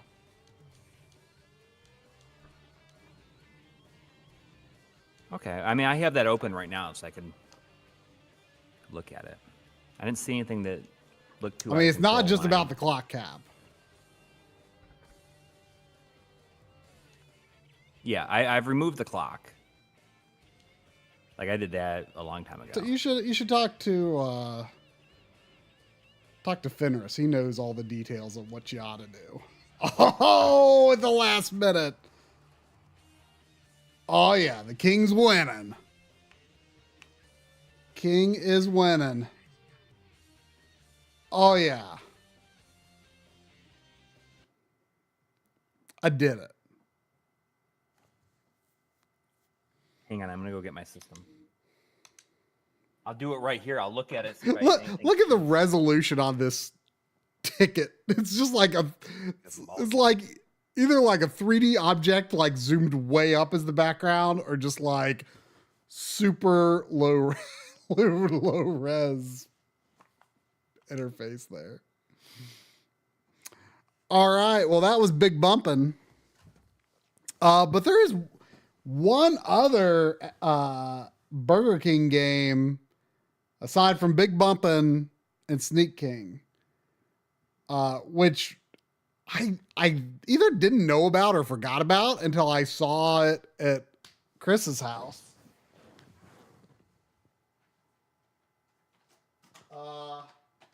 Okay, so there's like 3 big ones. None of them look like they're bulging. Like there's like three green ones and a big black one. They don't look like they're bulging. You know, I am not a good judge of like capacitor condition just from looking at it, because like I've looked and I'm like, oh, that doesn't look bad to me, or I've looked and I'm like, oh, I see some stuff there. I don't know if it's something bad or not. Now I show it to people who know, and they're like, either like, oh, you've got problems when I didn't think I did, or oh, that's just extra flux. You know, check this out. There are stuck inside this Big Bumpin' case. There's like a sheet of used GameStop, I guess GameStop, like yellow stickers, like 3 of them printed out with a barcode on it. That's a Big Bumpin' $3.99 used. It's going in the $3.99 bin, huh? Yep, going in the $3.99 bin.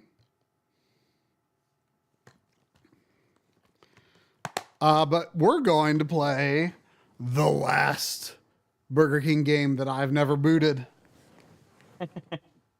Finally, you've now played them all after tonight.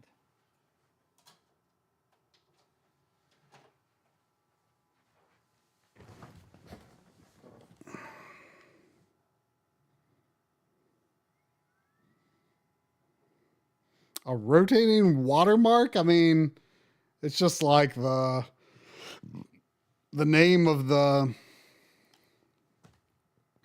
interface thing. These little like multi-tools though, they have like the different sizes. Like Allen wrenches, but this one has like the screws on them. Super useful. I use these things constantly.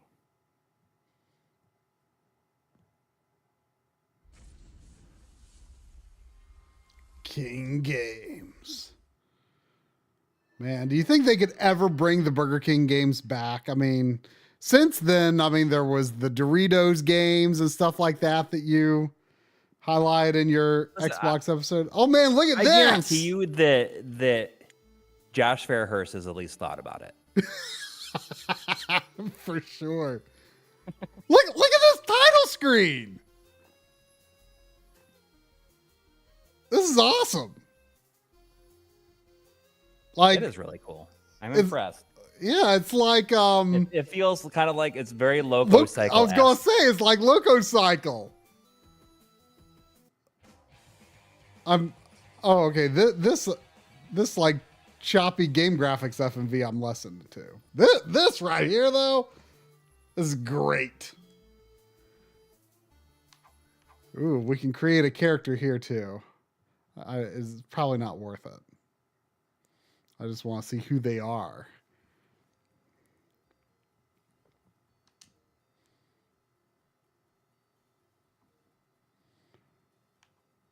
Oh, these are the same characters. Are these characters from like commercials or something? I don't know. Because they're all the same characters as Big Bumpin. Who needs ray tracing when you have rear projection FMVs? That's darn right. That's what I'm trying to say here. That's all we really need. Here in just a minute. I'm just trying to get this. I'm just apologizing to the chat for not being more present. All right. Ooh, I get to enter a name.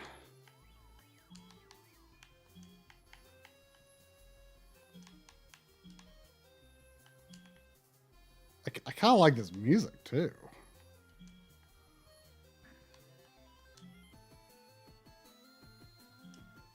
It's got good music. Yeah. I mean, everything I'm seeing so far, I am impressed by. Man, it's got all these different modes and stuff. We can be the king. We can be subservient chicken. Whopper Jr. I guess that's what S means.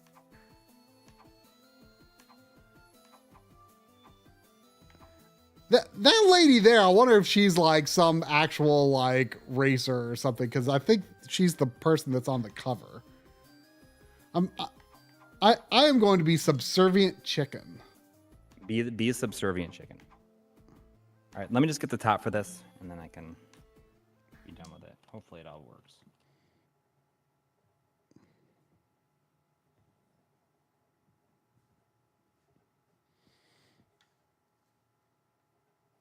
Oh, she's a actress / model.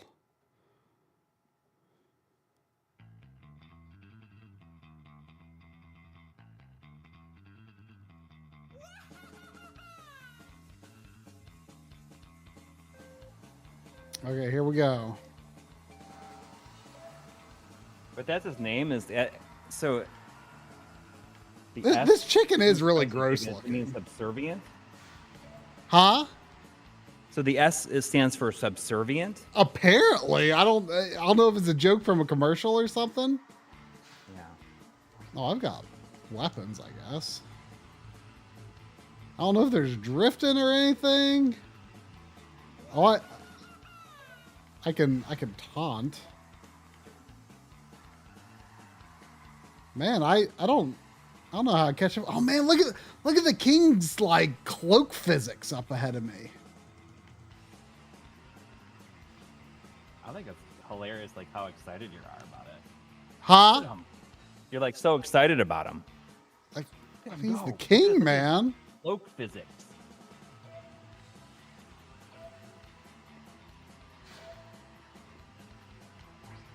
I'm just putting this top back on this X. Oh wait, is there some sort of like almost like, is it like a Gradius system where I like do something I do? Oh, it like brings up the weapons to a certain level?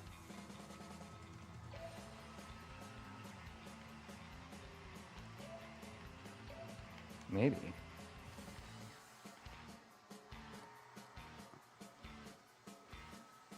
Yeah, I'm just Mr. Dawes, I don't know if anybody. I changed the put a new drive in my Xbox, and I was just putting the top back on it, putting it back together.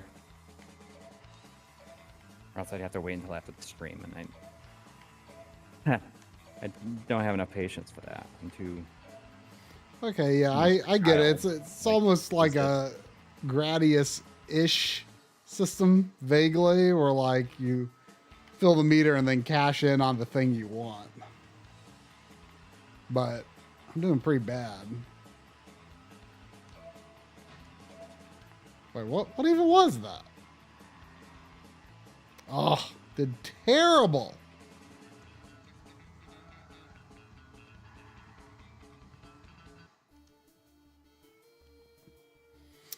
X4N was asking about the EGM compendium. Oh yeah. It seems to like the Kickstarter did really well. So I wrote a little bit of a thing for it, but like so did a bunch of other people. It's just like memories and things that like my thoughts on EGM and over the years and like specific memories of like reading it and, you know, experiences I had because of it. I'm excited. Like the reception to the Kickstarter has been like really good. And I will say, I mean, it like definitely has reinvigorated my interest in the stuff that we thought for a documentary years ago. Like I'm like, well, you know, maybe now is the time. I could, because of the success of that, like maybe I can convince them to like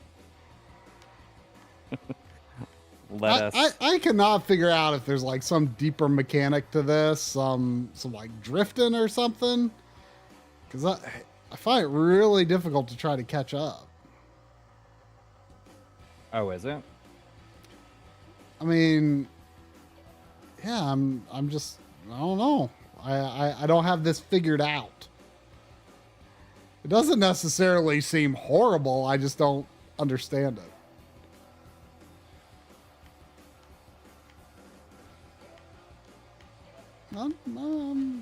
I guess I'm gaining a little bit here. I mean, Kamal Zamir, we shot a bunch of stuff like years ago with former editors. Like we have all this stuff, but it just was shelved for various reasons that like I'm not going to get into here.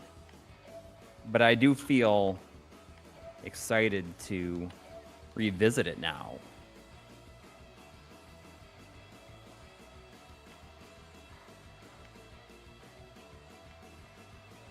Because of the response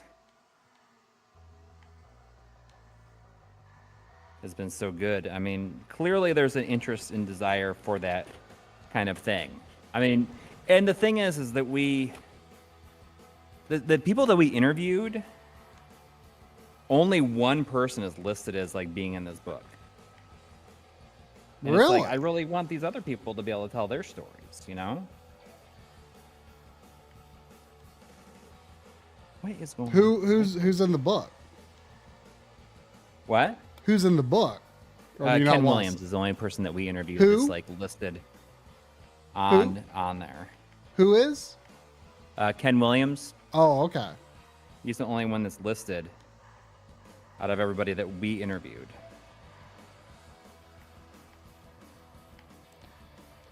Oops. Man, I'm quite bad at this game.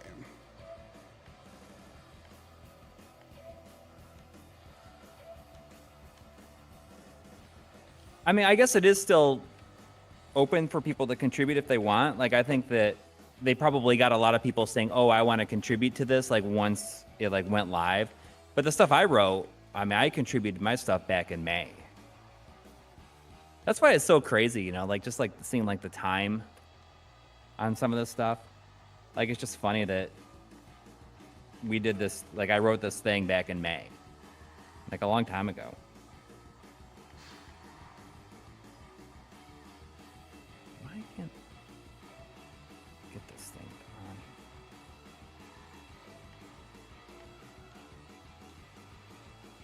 But the book seems like it's gonna be really cool, and like the site and everything, they have all that stuff available for people. Man, I'm bad at this game.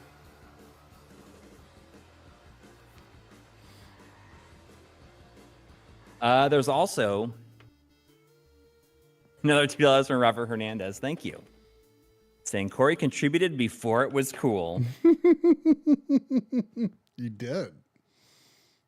It's only like mainly because like I know, like I kind of have known Molly, who's like is running it. Like I've known her from message boards and stuff for years.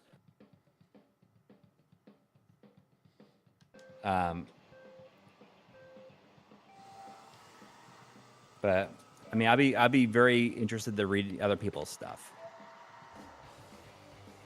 There's also $19.99 from Scott Davis. Dang, thank you, Scott. Saying today I scored a PVM 20 M2U off of Craigslist from a local filmmaker who's the original owner. Stunning picture. Dang, Been nice. an RGB modded 20-inch Sony Trinitron for years. If you can RGB mod or have a good CRT, if you can RGB mod or have a good CRT, don't have FOMA. It's wise beyond your use. That is probably my favorite PVM model, actually. I mean, of the ones I have anyway. Like the 20L5 is neat, but like I've kind of come to the conclusion that I don't like how 480p looks on a PVM that much compared to like how it looks on a VGA monitor, and the ones that are 480p capable look less good for 480i. They look really good for 240p, but I would not say they look different than say they look different on a 20L5 versus like a M2. But I wouldn't say it's better necessarily, but I definitely think 480i looks better on the M2 than the 20L5. And you know, like 480p, like I'm playing now, like I'm just playing on the RetroTink on my OLED. Like I kind of almost prefer that look for 480p versus on PVM at this point, to be honest. And also on VGA monitor. I can't really explain it, but just something about VGA monitors looks really nice for 480p compared to a PVM. I don't really know how to explain it. So I don't think people should necessarily feel like, oh, I gotta get the 480p capable one or something. You know, it's not necessarily the be all end all. That's Right. a really, really good one.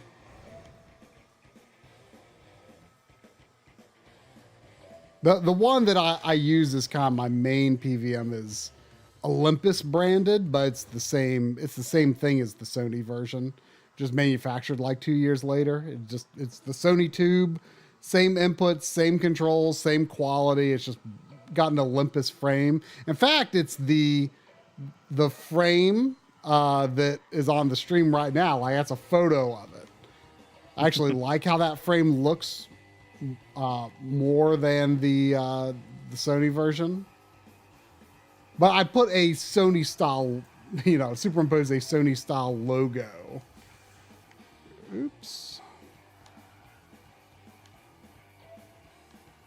I can't get like one thing in this. I just want to like get this closed and I can move on here, but I can't seem to get this one edge to go where I want it to. Everything else is fine. So is something like blocking it or what? Maybe I need to screw this a little bit.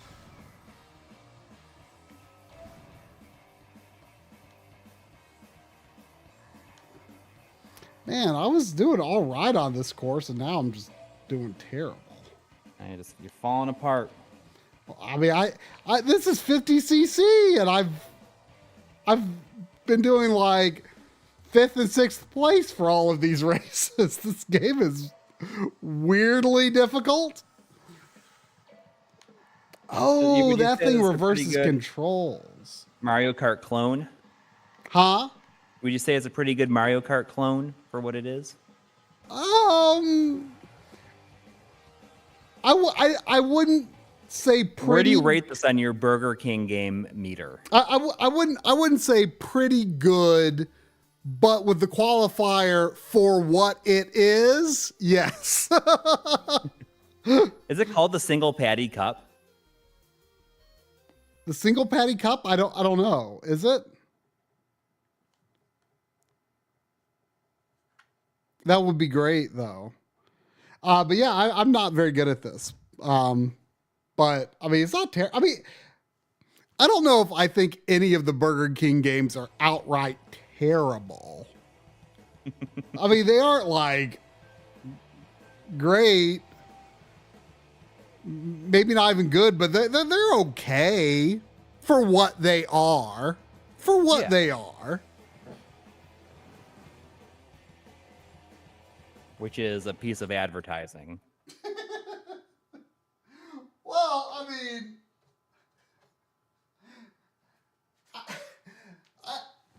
I think they knew. I think they knew exactly what they were doing.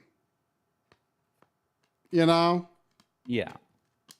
Oh, Pocket Bike Racer. I'm pretty sure that NoClip did like a documentary on them. Oh, really? Oh, I should watch that. Yeah. This But also has a I'm very curious, $3.99 set of stickers in it. Worked on it, I wonder, you know? Huh? Like, I wonder if anybody big like worked on these. I know, like I feel like some like people that we know probably know people who worked on it. Like I bet like some of like the Digital Eclipse people, like they probably have like crossed paths with some of those guys or worked with them at some point in their careers, you know? Yes.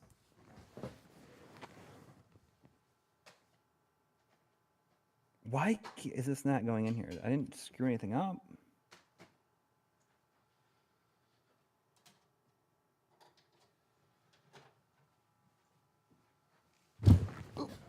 I see there is a yes a $10 from Junko saying, "Hey guys, I'm going to start one of my pledge games this week. Typing of the Dead. What's your favorite edutainment game besides Mario's Missing? Try." I mean, Mario is Missing is the one I was suckered into. What'd you say? Math Blaster. I mean, Typing of the Dead is Typing of the Dead is a good pick there. I might agree with that pick even. Yeah, I mean, that's a very good choice. Sure. I mean, is it even possible for something to top that? What, Typing of the Dead? Yeah. I don't think it is. It's probably not possible. I mean, that's probably it. That's probably the one. I mean, would it count as edutainment if it teaches you, if its purpose, just like in the vague sense that this game's purpose is teaching, is something like Nintendo Land or We Play a edutainment game? Oh no, Xbox can't recognize this disc. Oh no. Your Xbox, yeah, the laser in this system might be going to poop. Might be kaput. I might need to, I'll be curious to test these discs in my upstairs Xbox. I'll pop it out and give it another shot here. Does anyone know if it's like, if replacing like lasers or disk drives on original Xbox is like a big deal or not a big deal?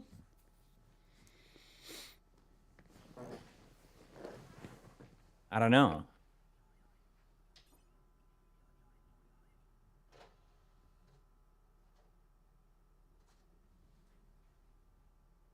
I mean, this disc looks really good.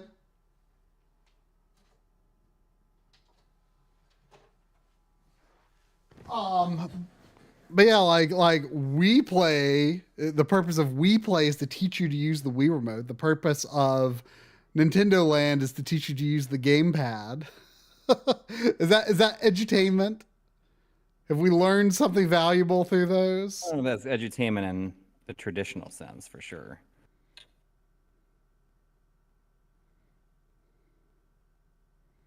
It's not actually teaching you like a useful life skill. You know what I mean? Like doing math or reading or typing.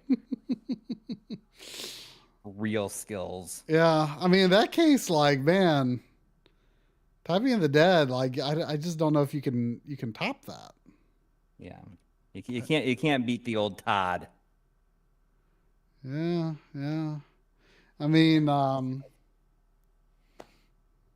like RPG Maker. Is that something that teaches you to make how to make video games? I mean, Oregon Trail would count. Oh yeah, or there we go. Does it count? I mean, you always like, it doesn't feel especially educational, but it was always on school computers. I mean, Oregon Trail is pretty darn good. Yeah, it's Oregon Trail is iconic.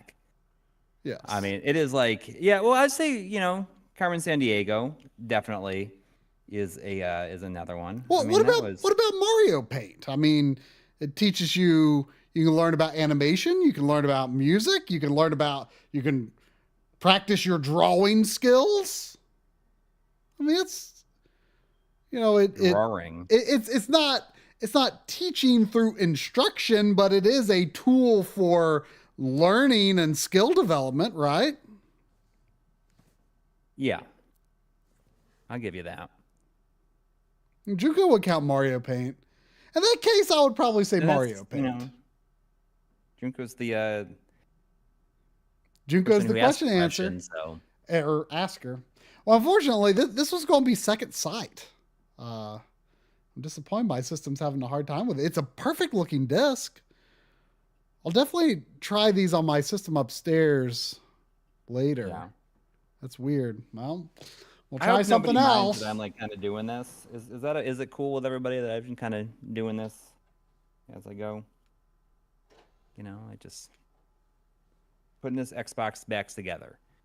I'm gonna hook it up. I'm gonna plug it in up here and make sure that nothing got unplugged when I put it together here. I'm kind of roughing it up a little bit. I'm good.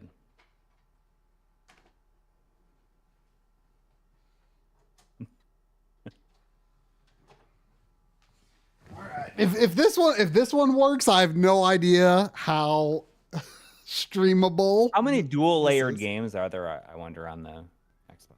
Yeah, I mean, I have no idea what's a dual layer game and what's not. Okay, this is gonna work. This one's gonna work. I actually just bought this. I just bought this last week. Did you like talk about it? Is this the third age? This is the third age. Yeah. This was the free game, right? Huh? It was free, right? It was yeah, it was part of my buy. I got 6 games. 2 were free. This is one of the free ones. All right, I'm gonna plug this in over here. But I mean, I remember this was pretty well reviewed back in the day. You know, it's apparently got a oh, I gotta do the stupid controller thing. But apparently this is like a Final Fantasy X style RPG. Got a very similar battle system to Final Fantasy X.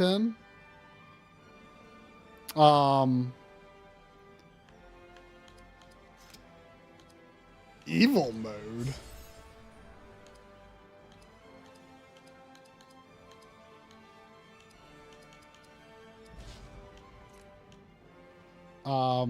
I had either Two Towers or Return of the King back in the day for, I can't remember if it was GameCube or PS2.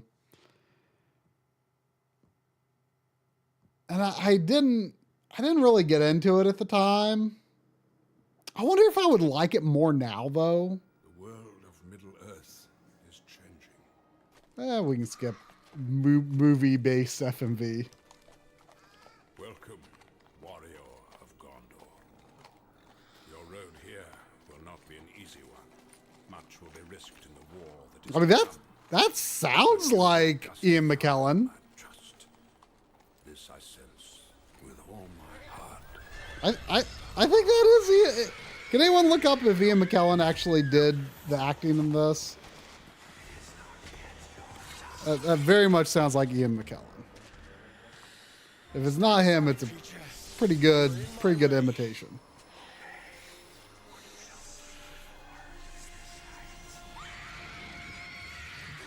All right, we're in business. Oh, we got a RPG battle intro there. Oh, here we go. Look at this.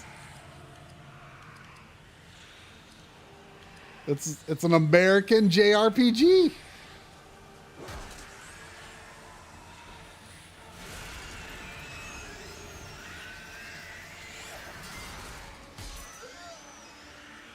Oh, dang.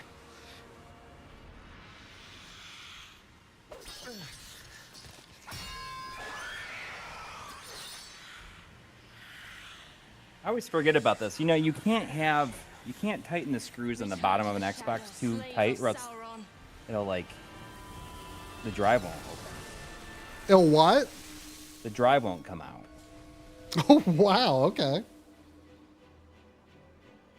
You know, I know you shouldn't over tighten screws, but like I have, it takes so much restraint for me to not over tighten screws on things. like does anyone else have this problem? Let it pass to him. I just have this strong urge gift of my people. to tighten screws as much as I can. Yeah. I want to be tight. I want nothing coming loose. I live because of your bravery. I understand why you shouldn't, I don't want that coming loose. What favor might I grant you? but There is no time. I Hurry. We must find I can't stop myself. I got RGT85 in the chat. So- Good to see you. Oh hey. I don't know if we've seen you around these parts in a while. Adventure mode. Here you all right. I was just watching his new video. I feel like this. You received an epic scene from Middle Earth. View it now. What is the? Friend, I have marked you upon the long Is this just gonna be movie clips or something? You come to Rivendell at the bidding of Lord Denethor, your great captain. Okay, whatever. We don't need to worry about that. Is it just me, or is like this guy is supposed to be a human, but he's very hobbity looking to me. Like his head is definitely too big, right? Right?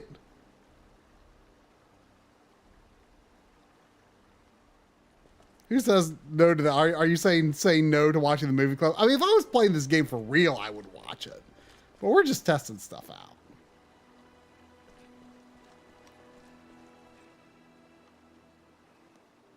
Is this... I can't tell if it's just dropping frames or if it's a double buffer thing, because it's definitely targeting 60 FPS, but not really hitting it.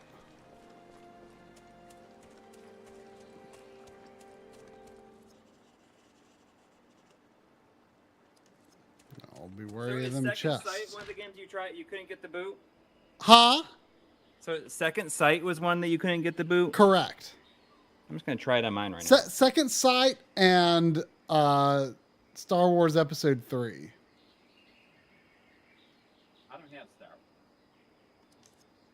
Wars. How do I equip my Gondorian shield?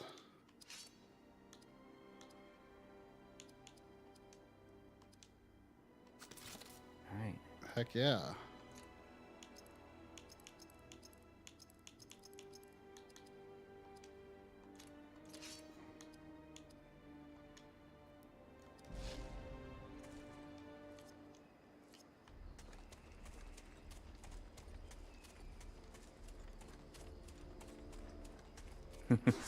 Oh, this I wonder has, how far off the analog 3D is. I mean, they didn't have like a release date or anything, right? they said Q1 2025. For which I'm very thankful, because I was very worried, like, how were we going to squeeze in a review this year? Yeah. Okay, so it's working for me.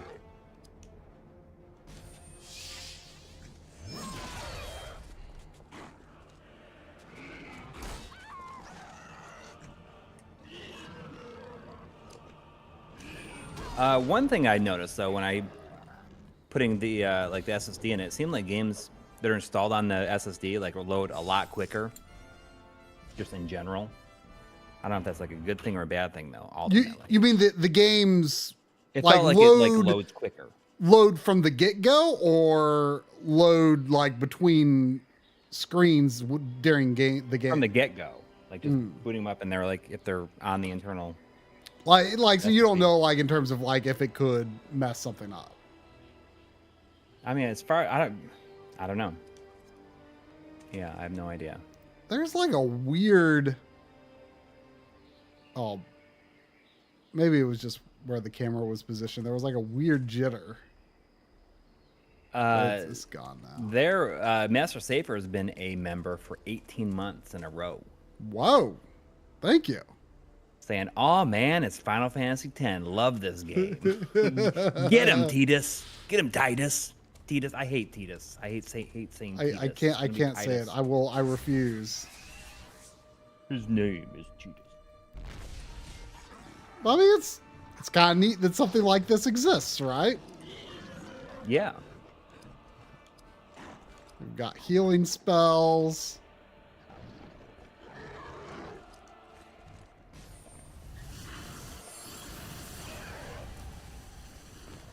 Oh dang! That was I wonder if this stuff is like adapted into that Amazon show.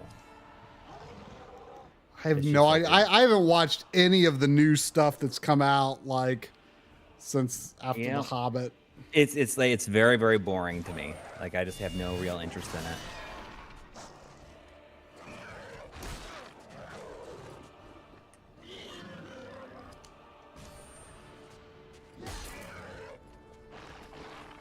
It's real boring.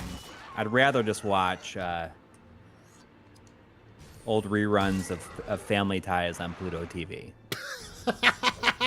I take it this is something you've been doing. I mean, I did it last night. I just put it on. I love I don't know why it was so funny to me last night, but I mean, I'm sure people can probably guess why it was so funny, but like the ending, like the music. I love it when shows used to, they have like a theme song, and then the ending credits would always have that same theme song, but it's like a saxophone version of it. I heard a voice. You know what I mean? Does that sound very familiar? I mean, Have you seen him? No. it feels familiar, yes. That's just like what they do, It just like has the saxophone version of the. I'll tell you one thing though, is that the intro to Family Ties is it's like 5 minutes long. Maybe not 5 minutes, but it's like 3 minutes. Wow. I mean, it's going for like over a minute before it even starts like putting people's names on screen. Oh, does this have a little Final Fantasy 2 in it? It looked like it looked like my attack like increased like my sword craft or something like that.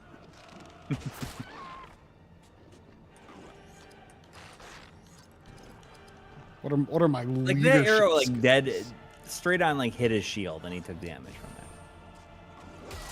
They're like in the middle of his shield.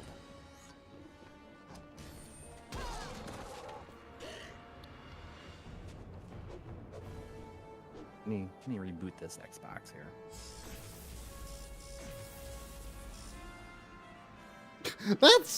I feel like that's a very large number of experience to be earning right at the beginning of the game. It's probably just like the intro. You're not gonna control these cards. Huh? Hang you're probably not going to control these characters. Oh, you think this is just like an opening that's like Yeah. these really powerful people that I won't meet until like late in the game or something? Yes, that's exactly what I think. That could be it. Inside, Gondorian. Your wounds must be healed. Weapons. Provisions. The elves are very resourceful. Long have we kept such way stations for times of great need. I am Berethor, captain of the Citadel Guard of Gondor. And I am Idriel. I serve Galadriel, Lady of I wonder if any of the characters you play as in this, like are actually part of Tolkien or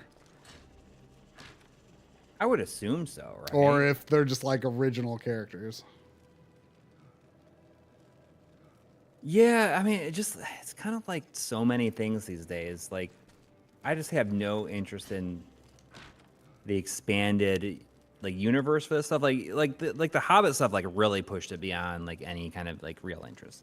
And Yeah, now well- apparently like they're doing like another movie where it takes place like between like where Gandalf goes to Gondor to like read up on the ring.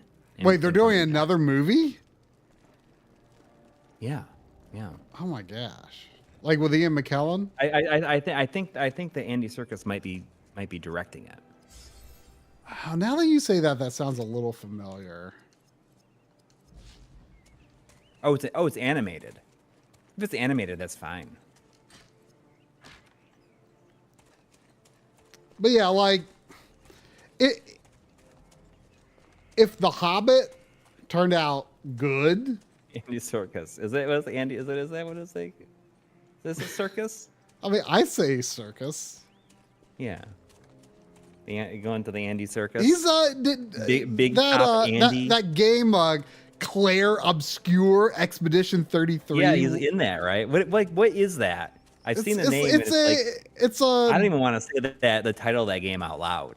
It's like what is it, Claire Obscure 33 or something? Claire stupid? Obscure Expedition 33. Yeah. It's like a JRPG made by French people. With like big actors in the voice cast, right? Well, I mean, the only ones I recognized were Andy Serkis and Ben Andy Serkis, Stol- director of Venom, My caravan is dangerous. the Those There Will Be crows Carnage. by some fell purpose. It is the Wait, hand of did Isengard. he directed White Venom? Wizard betrayed us. the second one he did. Really? Huh.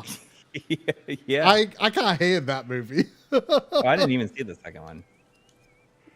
I thought it was pretty bad. Oh. I mean, the first one wasn't great either. No.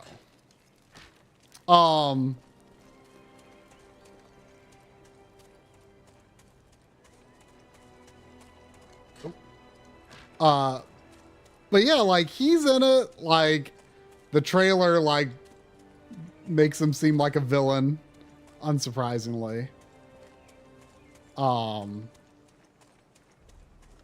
And Ben Starr, who's Clive in Final Fantasy 16.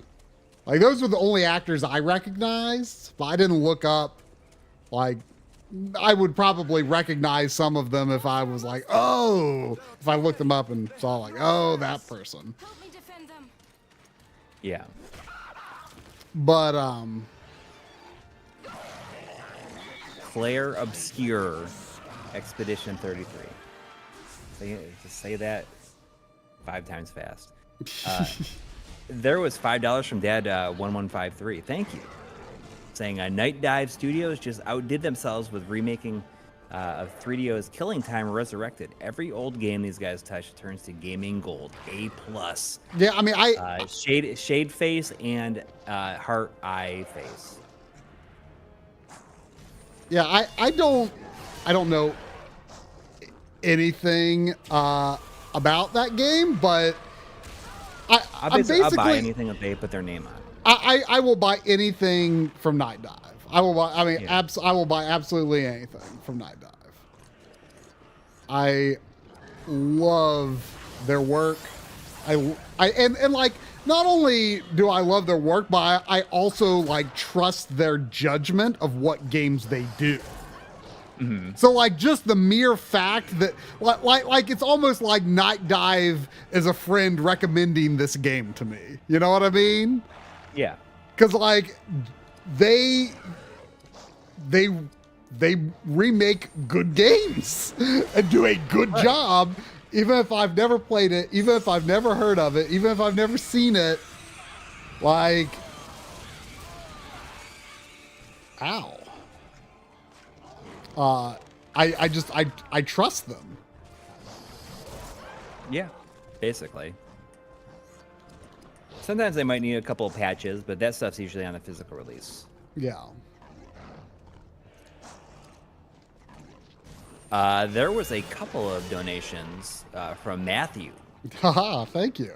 Two $5 donations. I'm going to read them both together, though, if that's all right. Hopefully he doesn't mind. Saying, watch Corey's room tour. It was lengthy, and I was like, that's a lot of planning, money, commitment. Good job. I really like the in-wall speakers. Well, what do you think about the in-ceiling speakers? I think that's a little bit beyond. Those speakers are not going to shake the house like Joe Redifer's speakers. Like, did I tell you that he put the intro to Twister on his sound system when I was visiting there? He put Twister on, like the intro scene. And like, I thought that like I almost died. It was so like, it was like you could feel the sound like moving through you. It felt unhealthy. Yes, it felt like I thought it was unlike anything that I'd ever felt before.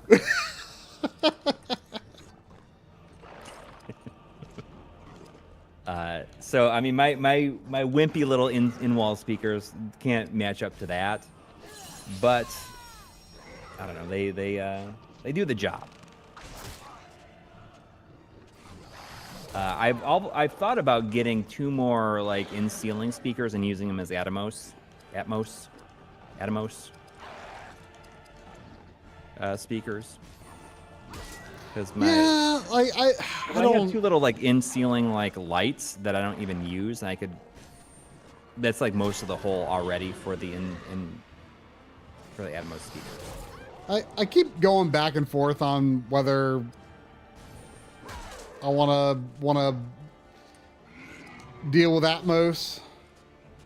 HDMI 2.1 is enough of a pain as it is. If your receiver just like has it, like it's just like running 2 more speaker wires. Yeah, but then capture becomes the next issue.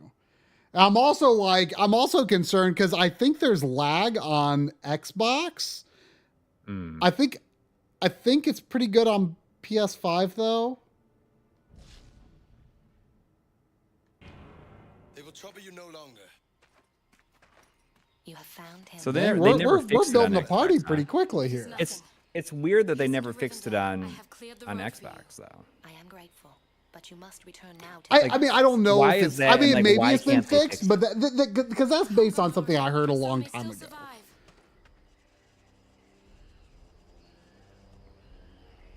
Microsoft's implementation has around 200 milliseconds of lag. PS5 isn't bad. But, like, the thing is, like, I wouldn't be able to capture a PS5 game while using Atmos, and I feel like that's a deal breaker for me. So it wouldn't just, like, cut those 2 channels out and that's it? Well, it's a Dolby thing, so so yeah. like, because I think only if it's, like, uncompressed PCM will you at least get left and right? But I feel like... I mean, I use PCM for all my stuff as it is. I do too. And on Switch, you don't even have a choice. Right.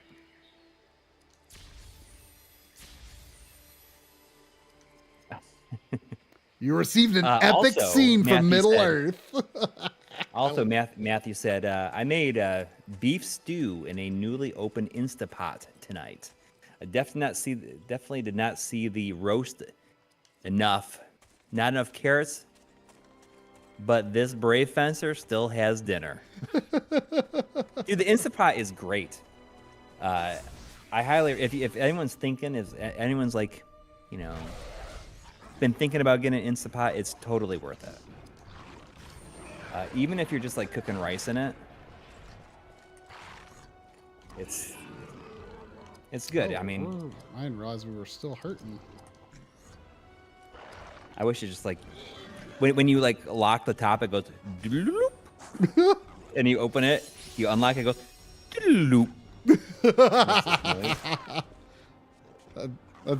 That's all you need, I guess. Yeah.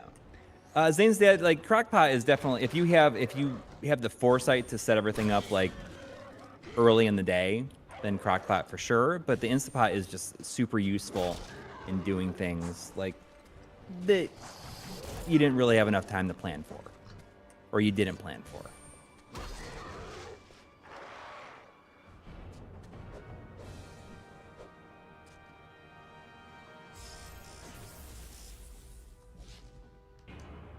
So do we recover HP when we level up? Yes, we do. That's nice.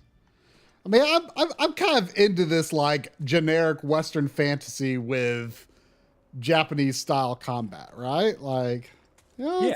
that's something a little different. Is this exclusive on here too? No, I think it's at least on Xbox and PS2. It might be on GameCube, I forget. But it's neat that such a thing exists, right?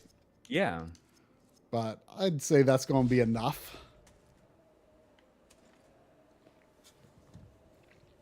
I'm pretty sure it's on GameCube. Yeah, save your game and then you can do one more probably. Might have time. Say what? It's 11 now. Probably got enough time for one more, maybe. Yeah, I'll do one more. I mean, there's only two more anyway, and one of them probably would If either be of them boot. a little bit much to get into. If they boot, give them the boot.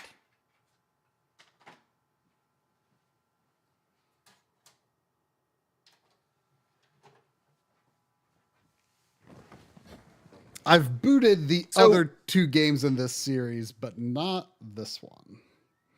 Has anybody in the chat been able to get the PS5 to PS4 camera dongle?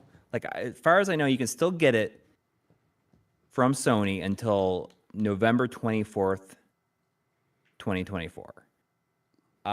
All the websites don't work. Like one for the US, it has no option to ship to the US. It's only for like Europe. So I need PSVR 1 dongle essentially, yes.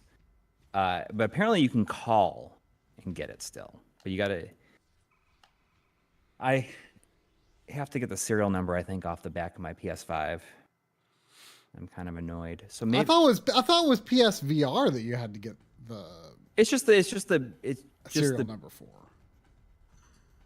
Through the website, but I guess when you call them, you have to have both. Oh.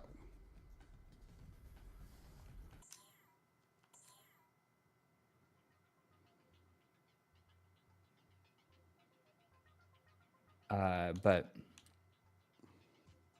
I need to call them tomorrow. Hopefully it's not too bad.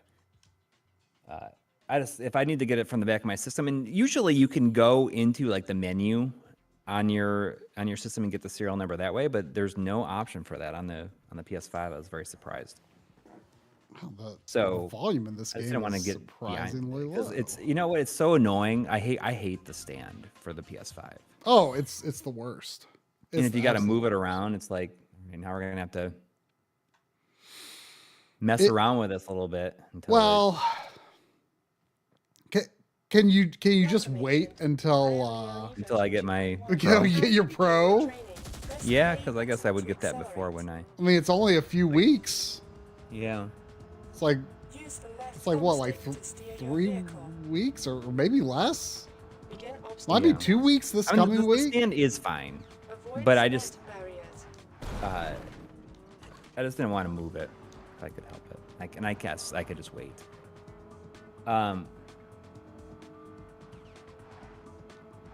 Got Ease 10 coming out this week though. Anyone in the chat getting Ease 10 and starting at day 1?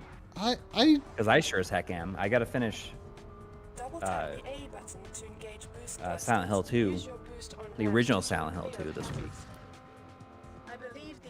Is this the first SpyHunter, or is this the one with the rock in it?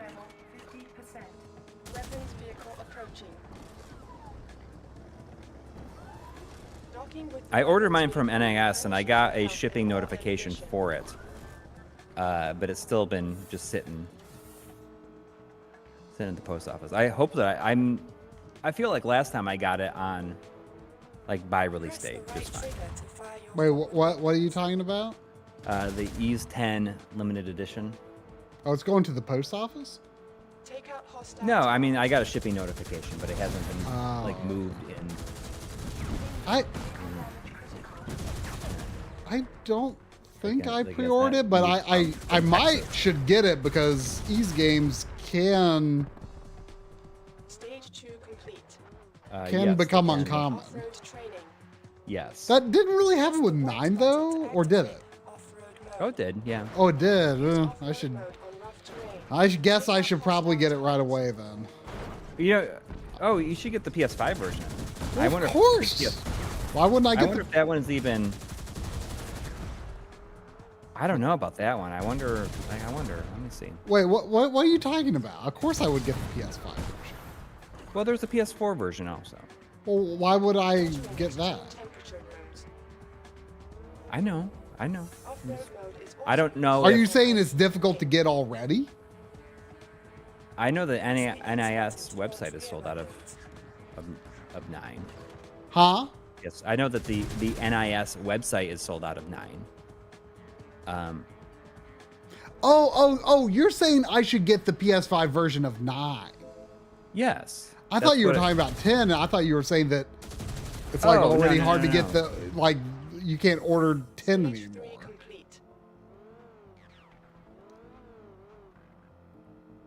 I should order 10 just in case, but I mean, I feel like I heard that, oops. Oh wait, maybe I was supposed to do that? I feel I don't know. I'm not seeing 9 like for any system.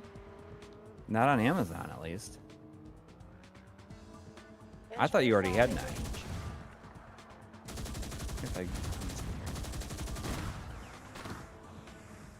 I mean, I've got the PS4 version of 9. I mean, I feel like I heard there's almost no difference.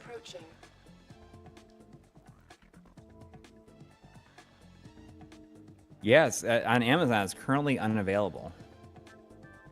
Let me see what it's shows up as on eBay. I don't know if there was anything else in between, but I see Matthew had a $5 super chat. Thank you again.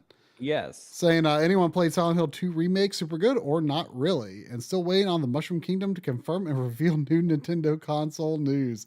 I mean, I have not played Silent Hill Remake, but in general, the reception seems to be really positive. Yeah. Yes, it seems to be very positive. I mean, which is shocking. People are shocked that it's as good as it is. Yeah. Like I thought like people's minds were already going to be made up about that. And like nothing they did would be deemed acceptable. I'm like scrolling through eBay and the only PS5 version that's showing up is a PEGI version. Like there's no PS5 versions of 9. Okay? And how much is that PEGI version? Well, there's a limited edition version, but it's $218. Well, how much is that PEGI one? $50 plus $6.10 shipping. So, I mean, what it should be. Can you find the PEGI version like on Amazon? Like, if you go like Amazon UK, is it there?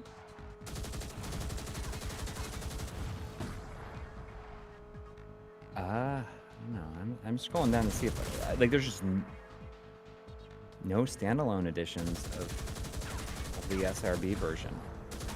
It's just surprising. There's plenty of PS4 versions.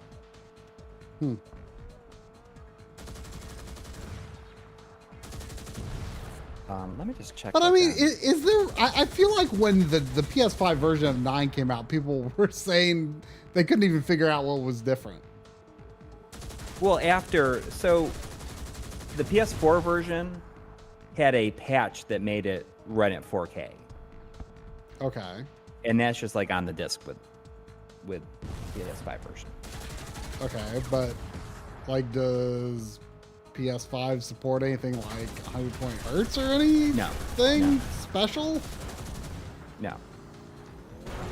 So there's, because I know the Ease 8 does have 120 hertz, but I think it runs at 1080p. Yeah, it's 100. It's for 1080p only. Yeah. I'm undecided what mode I will play.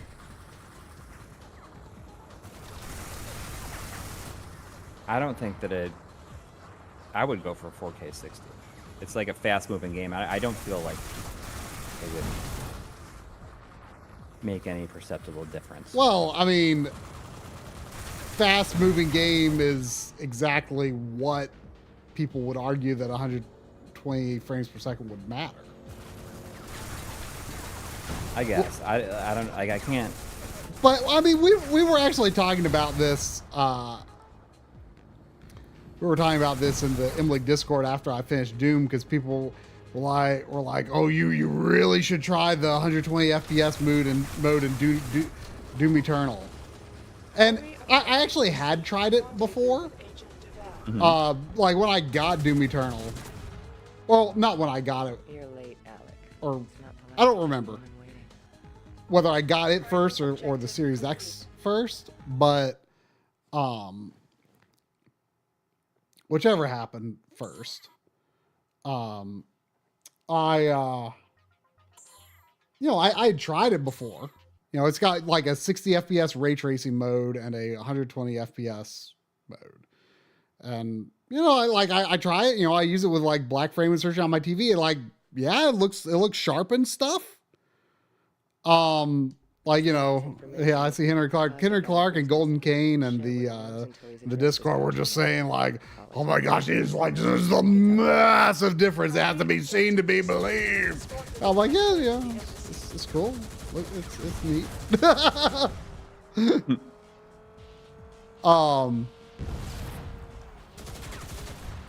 You know, like to me, like, and I think, and they kind of acknowledge too, a lot of what they're saying could have to do with playing with a mouse, like feeling that direct connection to the mouse much more responsively through, you know, 120 FPS or higher frame rate.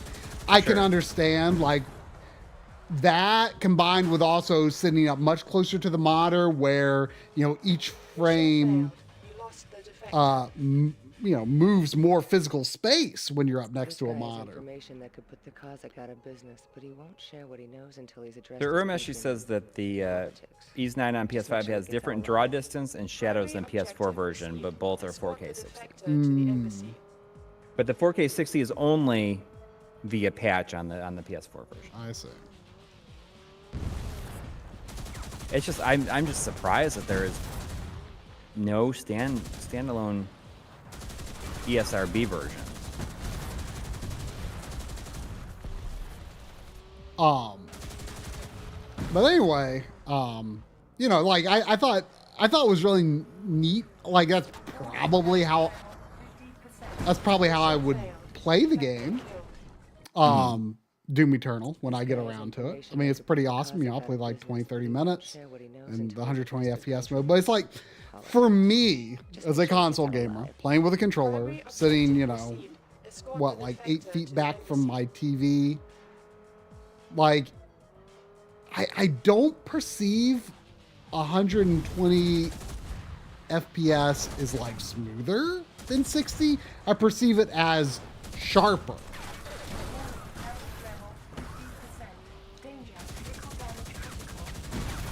Right. Yeah, I heard you talking about that. Like I perceive like the motion clarity is sharper, but like I just like smoother, like 30 to 60 is a massive difference in smoothness. Massive. That thing you're driving right now looks like the Loco cycle kind of. Well, I wasn't paying close enough attention to the tutorial to really know what I'm doing here, so. I should have made Joe play Loco Cycle. Should I, just for the heck of it, like to finish up, or should we? Yeah, do your last one. Well, what I was going to do was try Revenge of the Sith on the Series X, because that's backwards compatible. Oh, okay. See, because I'm pretty sure I got it installed on there, so it can read the disc at least. So it may just be my Xbox having trouble with certain discs. I'm just curious to see if it'll read it. Yeah. Chungo, I have it on PS5 also, but I wonder if like they just didn't make very many because it was not as big of a difference, I guess. And I think that people in general didn't have weren't as favorable towards 9 versus 8.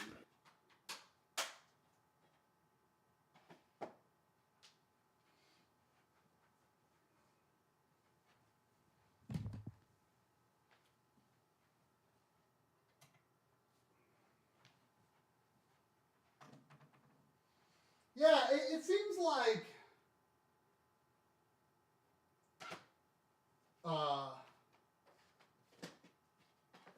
it seems like even the most hardcore Ys fans are like pretty like on 9.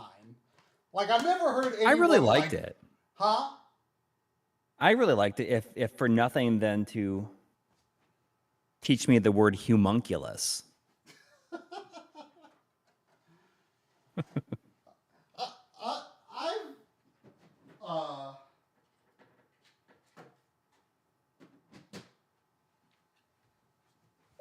I've definitely seen the word homunculus used in games before. Where'd my TV remote go? Oh, that's exactly where it's supposed to be. How about that? I mean, I don't know. Like, I feel like I rarely see people like really going to bat for Ys 9. Like, I mean, I guess I'm not like really like going around looking for Ys 9 discussion, considering I haven't played it and wouldn't want spoilers, but. Well, you wouldn't be missing. Yeah, exactly. Oops. But it does, it's the follow-up to 7. It takes place after 7. And I guess 10 takes place between 2 and 3. Where's my mouse?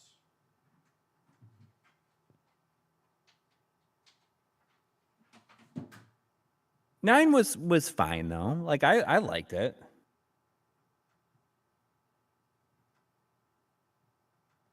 I wish that there would be some sort of remake of, not a remake, but just like on modern consoles, like of 7. Like there's that version on Steam, which is nice, but I would love to have like a console version. By the way, that Xbox dashboard I have on Series X here, like, is that what you have on your Series X? I do not. I feel like you should. I feel like that's the proper one to have. No, I like the curved layers. I mean, yeah, it is cool. But I discovered that original Xbox one not that long ago, and I'm like, ooh, I should have that.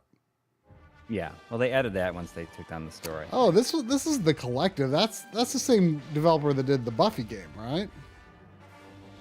Wow, there's like so much weave interlacing going on here. Or de-interlacing, rather. Jordan Maddock asking, what's your guys' favorite Tony Hawk? My personal favorite is the third one. I've played very little Tony Hawk in my day. But you know, it plays pretty well from, you know, based on what I have what I've seen. I'm going to turn this music down just in case it's it's a problem. I can't skip this opening crawl. I got flagged. I feel like something that happened tonight is going to flag something. Yes. But Probably, you know, I actually, you know, to loop back into our licensed music conversation from earlier, you know, I'm actually wearing the Music City Multicon shirt right now, which was about a year ago. And when I was there, I actually bought only one game at Music City Multicon, and it was Tony Hawk 1 for N64. And I was like, you know what? It would be such a me move to only own one Tony Hawk game and make it for N64. Make it that version. And I was like, that's it. That has to be what I do. And I think that makes a lot of sense for me because, you know, with N64, you know, you've got, you know, the floating point math. You can have a little more motion precision versus PS1, and it's got less licensed music, which actually sounds like a plus to me. So I kind of feel like it's made exactly for me, you know? Like I mean, how is it just a plus because like then there's not so much variety? I mean, I honestly don't. I mean, you probably like the chances of you like listening to it while you're playing are not super high, probably. Well, I mean, I'm going to listen to it, but not pay it. I'm like, I'm not going to absorb it. Well, what if you're like, actually, like, this is really good? I'll probably think that and then never look up what it is. Oh. Or maybe you might be surprised and be like, oh, you know, this song's pretty good. I'd like to hear some other things that sound kind of like that. Maybe you'll like that. I don't know. I don't. Is Zebrahead only in the second one? Chat, is Zebrahead in the second one and that's it? But check it. You know, I was like, for a second, I was like, dang, is this HD on the original Xbox? Like, this is really sharp, and I already forgot that I'm playing. I'm playing on Series X.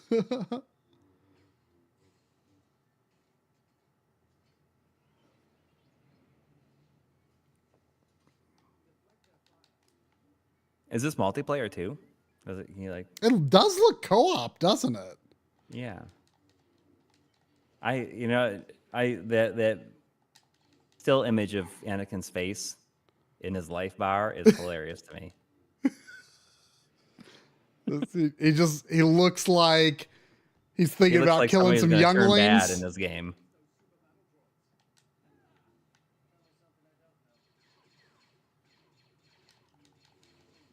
Oops.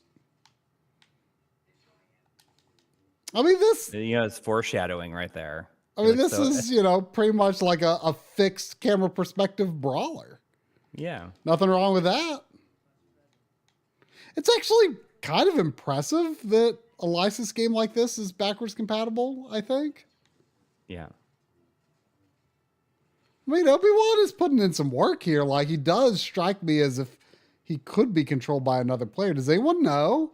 Like, this, I based on what I'm seeing, I would almost be surprised if this isn't multiplayer.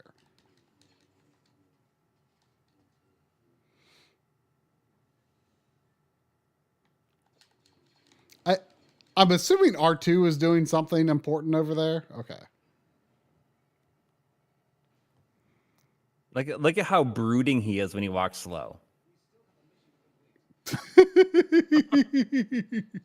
that it's all like foreshadowing what we already know. That we've known for 20 years at this point.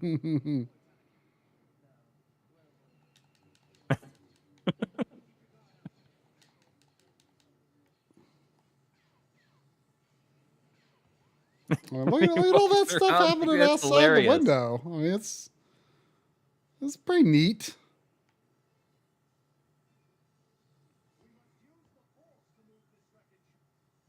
We must use the force to move this wreckage. So this game has a 2-player player versus player mode, but the main game is only 1 player. Really? Yeah. But Guerna Command is saying yes, it's 2-player co-op.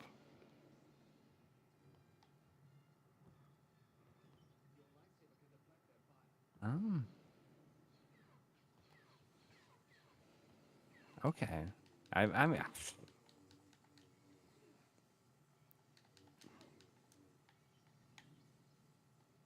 so it could go either way. I don't know.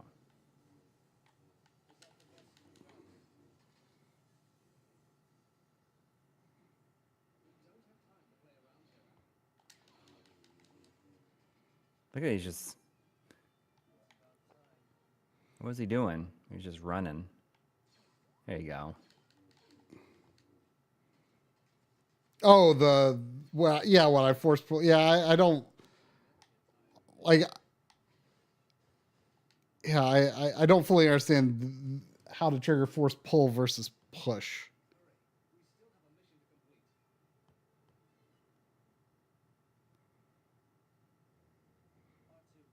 I've only watched this movie 1 time all the way through.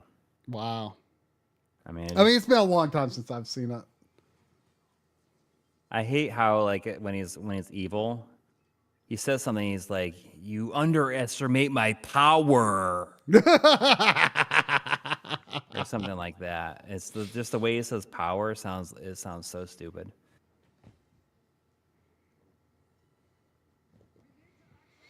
I mean, this is an example of something that I think does generally look pretty good with the higher res.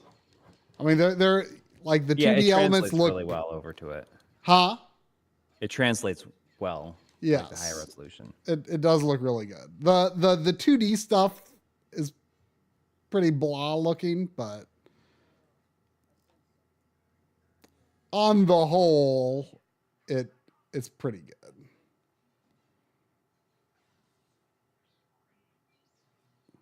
Is that like his block when he's holding it up like that over his head? But the DNR lacing was quite bad. I wonder if it doesn't look that way on a real Xbox.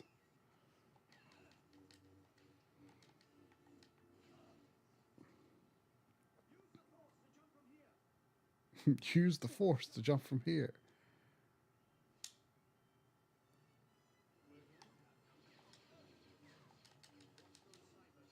Kyle McLean says the last 20 minutes of episode 3, I literally couldn't hear a lot of the dialogue because my entire theater was laughing. Oh no.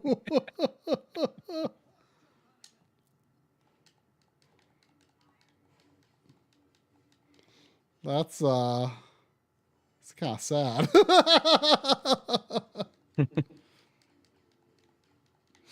I think it might have been the first movie I ever tested out on my Sony. Or wait, no, it wasn't the first movie I ever tested on the Sony CRT, the Sony HD CRT, but it was the first one that I tested, I believe, with I believe it was the first one I tested with my HDMI output DVD player.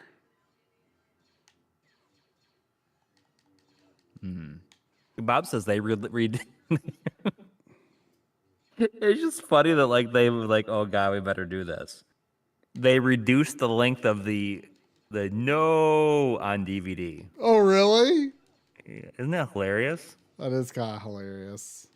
I mean, people making fun of it, and I just imagine George Lucas saying, I may have gone too far. with the length of his no. No. It is better than the Rise of Skywalker. Like, I have not even entertained the idea of watching that again. Yeah. Like I guess like I saw it. Like I saw that the UHD for it was like $9 or something like that. I'm like, not even for that. Like, I mean, what you know, having these bad movies in these major franchises, I think has done them serious harm. Because like, have you watched Andor yet though? No. You should but really like. See, it's because of these bad movies. But listen, I will tell you that is good. Like, it's good. It's the only thing outside of the original. Yeah, I mean, I do hear it's really good. Like, I would want to watch again. But my point is though, like, you know, it's the same thing with Lord of the Rings. Like, if the Hobbit movies, or should have just really been movie singular. Yeah. Like, if 2 movies maximum, like if it had been good, then I feel like there would be so much more interest in like the Lord of the Rings stuff they're doing now. Even though I don't even know if that's like completely produced like from independently from, I don't know if that's even done by like Weta or anything like that. I have no idea. But like, I feel like there would be more general interest, or certainly I would have more interest if they hadn't like, if the most recent thing they hadn't done were bad movies. And like, it's the same thing with Star Wars. Like, they blew it big time with Rise of Skywalker. And yeah, well, I mean, it's going to be one of those things where like, they're not going to do anything. Like, they've decided that the next 20 years of things that they're going to make are things that are going to make that make sense. You know what I mean? Like, it's just going to have to like, now make that make sense. They got to get to that point where it's like believable. Well, I think they should just like forget it ever happened. Rather than try to justify it. As much as I think that would be nice if they could do that, I just don't think they can. It's just like that, but then that further disinterests me from the whole thing, because it's like, okay, like if your only course of action is to justify a really bad movie, then, you know, and like everything has to like, everything you're going to do is like going to try to make sense within that context. Like, I don't know. But like, again, like having ended on really bad movie makes me less interested in the stuff that they're doing now. Yeah, I mean, I don't really. It was. I will watch Andor season 2, but like everything else, like I didn't watch like the Ahsoka or anything like that. Like I just don't even care. I mean, all of these series are just becoming way too much to keep up with. It's just way too much. Yeah, well, it's like a job to like keep up with like anything that's like popular. I mean, I recommend though. I think that you would like. I think you'd like Andor. I mean, it's a slow burn. Everyone says it's real good. Like no Jedis in it or anything. I'd love to check it out. I haven't gotten around to it. Yeah. You know, maybe the next Star Wars thing I would really be interested in actually doing would be if, because I believe I read there is supposed to be a PS5 Pro patch for, Jedi Survivor. Oh yeah, I got the Xbox. I tell you, I got I found that on clearance at Meijer for $13. Oh really? Yeah. They also had the PS5 version, but it was $40. Oh wow! Yeah. Well, but I mean, it sounds like the game could do with some PS5 Pro level improvements. So I think I liked Fallen Order more than you did. Yeah. I mean, I didn't think it was like the most amazing thing ever, but it felt like a comfy, old-fashioned sort of game. Like it really, like it had like Metroid Prime sort of vibes about like with the map and everything, and like the level design felt like level design from, you know, this era of game I've been playing tonight, right? So like, you know, like I if I see a good deal on Jedi Survivor, I could definitely be tempted to make that my next like Star Wars related thing. Yeah. There's $1.99 from Matthew McFetters. Thank you. Saying MLiG streams are the highlight of my week.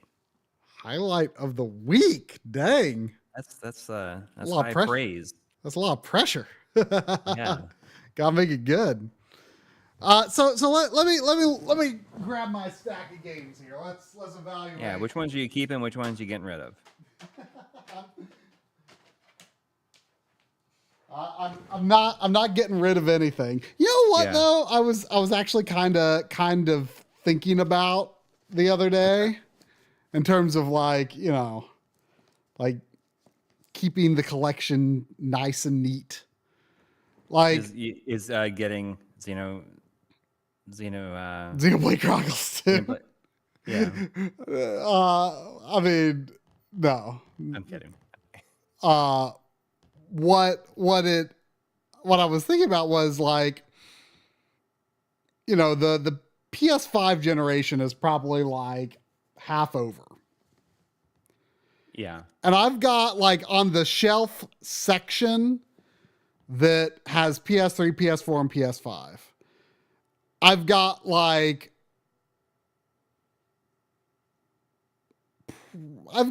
enough space to like double my PS5 collection.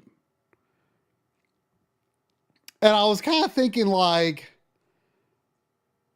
maybe I should like challenge myself to just like PS3, PS4, PS5, like this whole shelf section, like it gets to this point and just it never is going to go more. And if I need to buy something else, like I need to get rid of something from that shelf.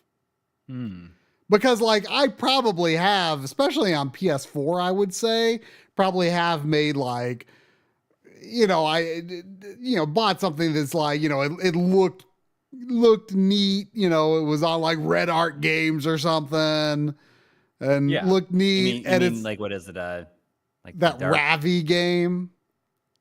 Oh, I don't know what that was. The one that has the burned in like score counter that like, faded out score, like just it's not even a score. It looks like a score counter. It's just like numbers like on the screen that just wasn't turning. I definitely probably bought a few kind of junky PS4 games and probably a few PS5 games. And like also like maybe upgrade to a PS5 version of a game that I already had on PS4. Like I feel like by the time that shelf is full, PS5 will basically be over anyway. So like I feel like I probably wouldn't get rid of anything I really would feel that torn about getting rid of, you know? Yes. If not like what is that, dark matter or something like that? Yeah, Gunborg Dark Matters. Like that would be like maybe the first game. That one's in my bin. Oh, you got it. You have it too. You should make a bin and just like don't count those things for do collection. Just like keep it in like a closet or something like that. Maybe one day. Regardless, it's a ways off to where I have to worry about that. Yeah, Gunborg Dark Matter. Because I've got quite a bit of space, quite a bit of room to go on the PS3, PS4, PS5 section of my library. Would you ever consider like combining versions like I did? Maybe. I'd think about it. There's a couple of comments saying like, "Oh, I really like that idea." Yeah, you thought some people were going to be like, "I hate it." Yeah, like why would you do that? So, all right, here's the games we've got. Let's kind of evaluate. I think the winner of the night was From Russia with Love. I was pretty impressed with what I played of that. Okay. That seems like a fun little good old time. After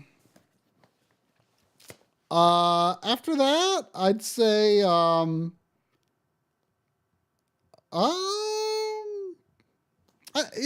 was pretty intrigued by Lord of the Rings: The Third Age. It's just a neat thing that exists. Yeah. I think that's pretty fun. After that, probably Buffy. It was seems like the brawling controls were not quite as fluid as I had maybe hoped, but like it's pretty good. It's pretty good. Like, you know, it seems like something that once you settle in with it, it would be a real good time. And, you know, after that is, you know, probably all about the same, you know. Yeah. Star Wars Episode 3 seems fine. SpyHunter 2 seems fine. I need to pay more attention during the tutorial. Crazy Taxi 3 is fine, but superfluous. Yeah. And then the Burger King games are the Burger King games, you know? I mean... Yeah, you can't... They don't even matter. It doesn't even matter if they're good or not. Yeah. They're the Burger King games. You know? Yeah. I really wished I could have played Second Sight. I'm going to have to try it out on my upstairs Xbox. And the other game that I didn't pop in was Silent Hill 4. I've got the Xbox version because it's cheaper than the PS2 version. Yeah. My brother gave me a Silent Hill 4 PS2. Oh, yeah? Yeah, he gave me 3 and 4 a long time ago. Because he's certainly not playing them. There was a $2 from Rears to Blood. Thank you. Thank you. Saying, have you or Corey ever played Roundabout? I'm not familiar with Roundabout.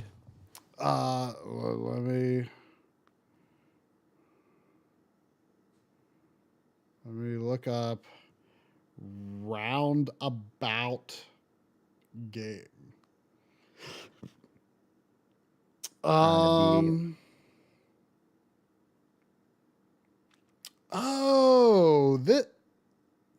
This looks familiar. It's got like FMV sequences with some actress.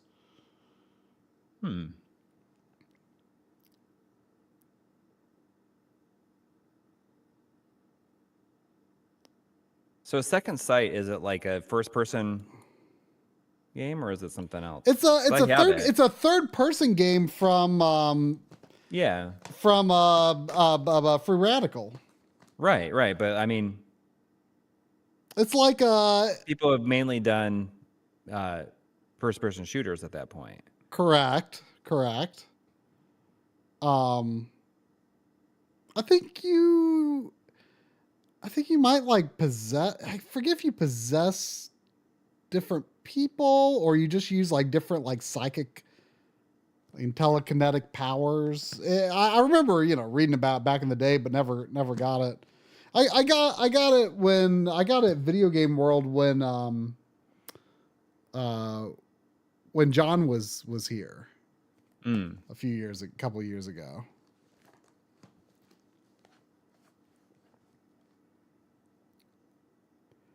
Roundabout is a tribute to FMV cutscenes with curating gameplay.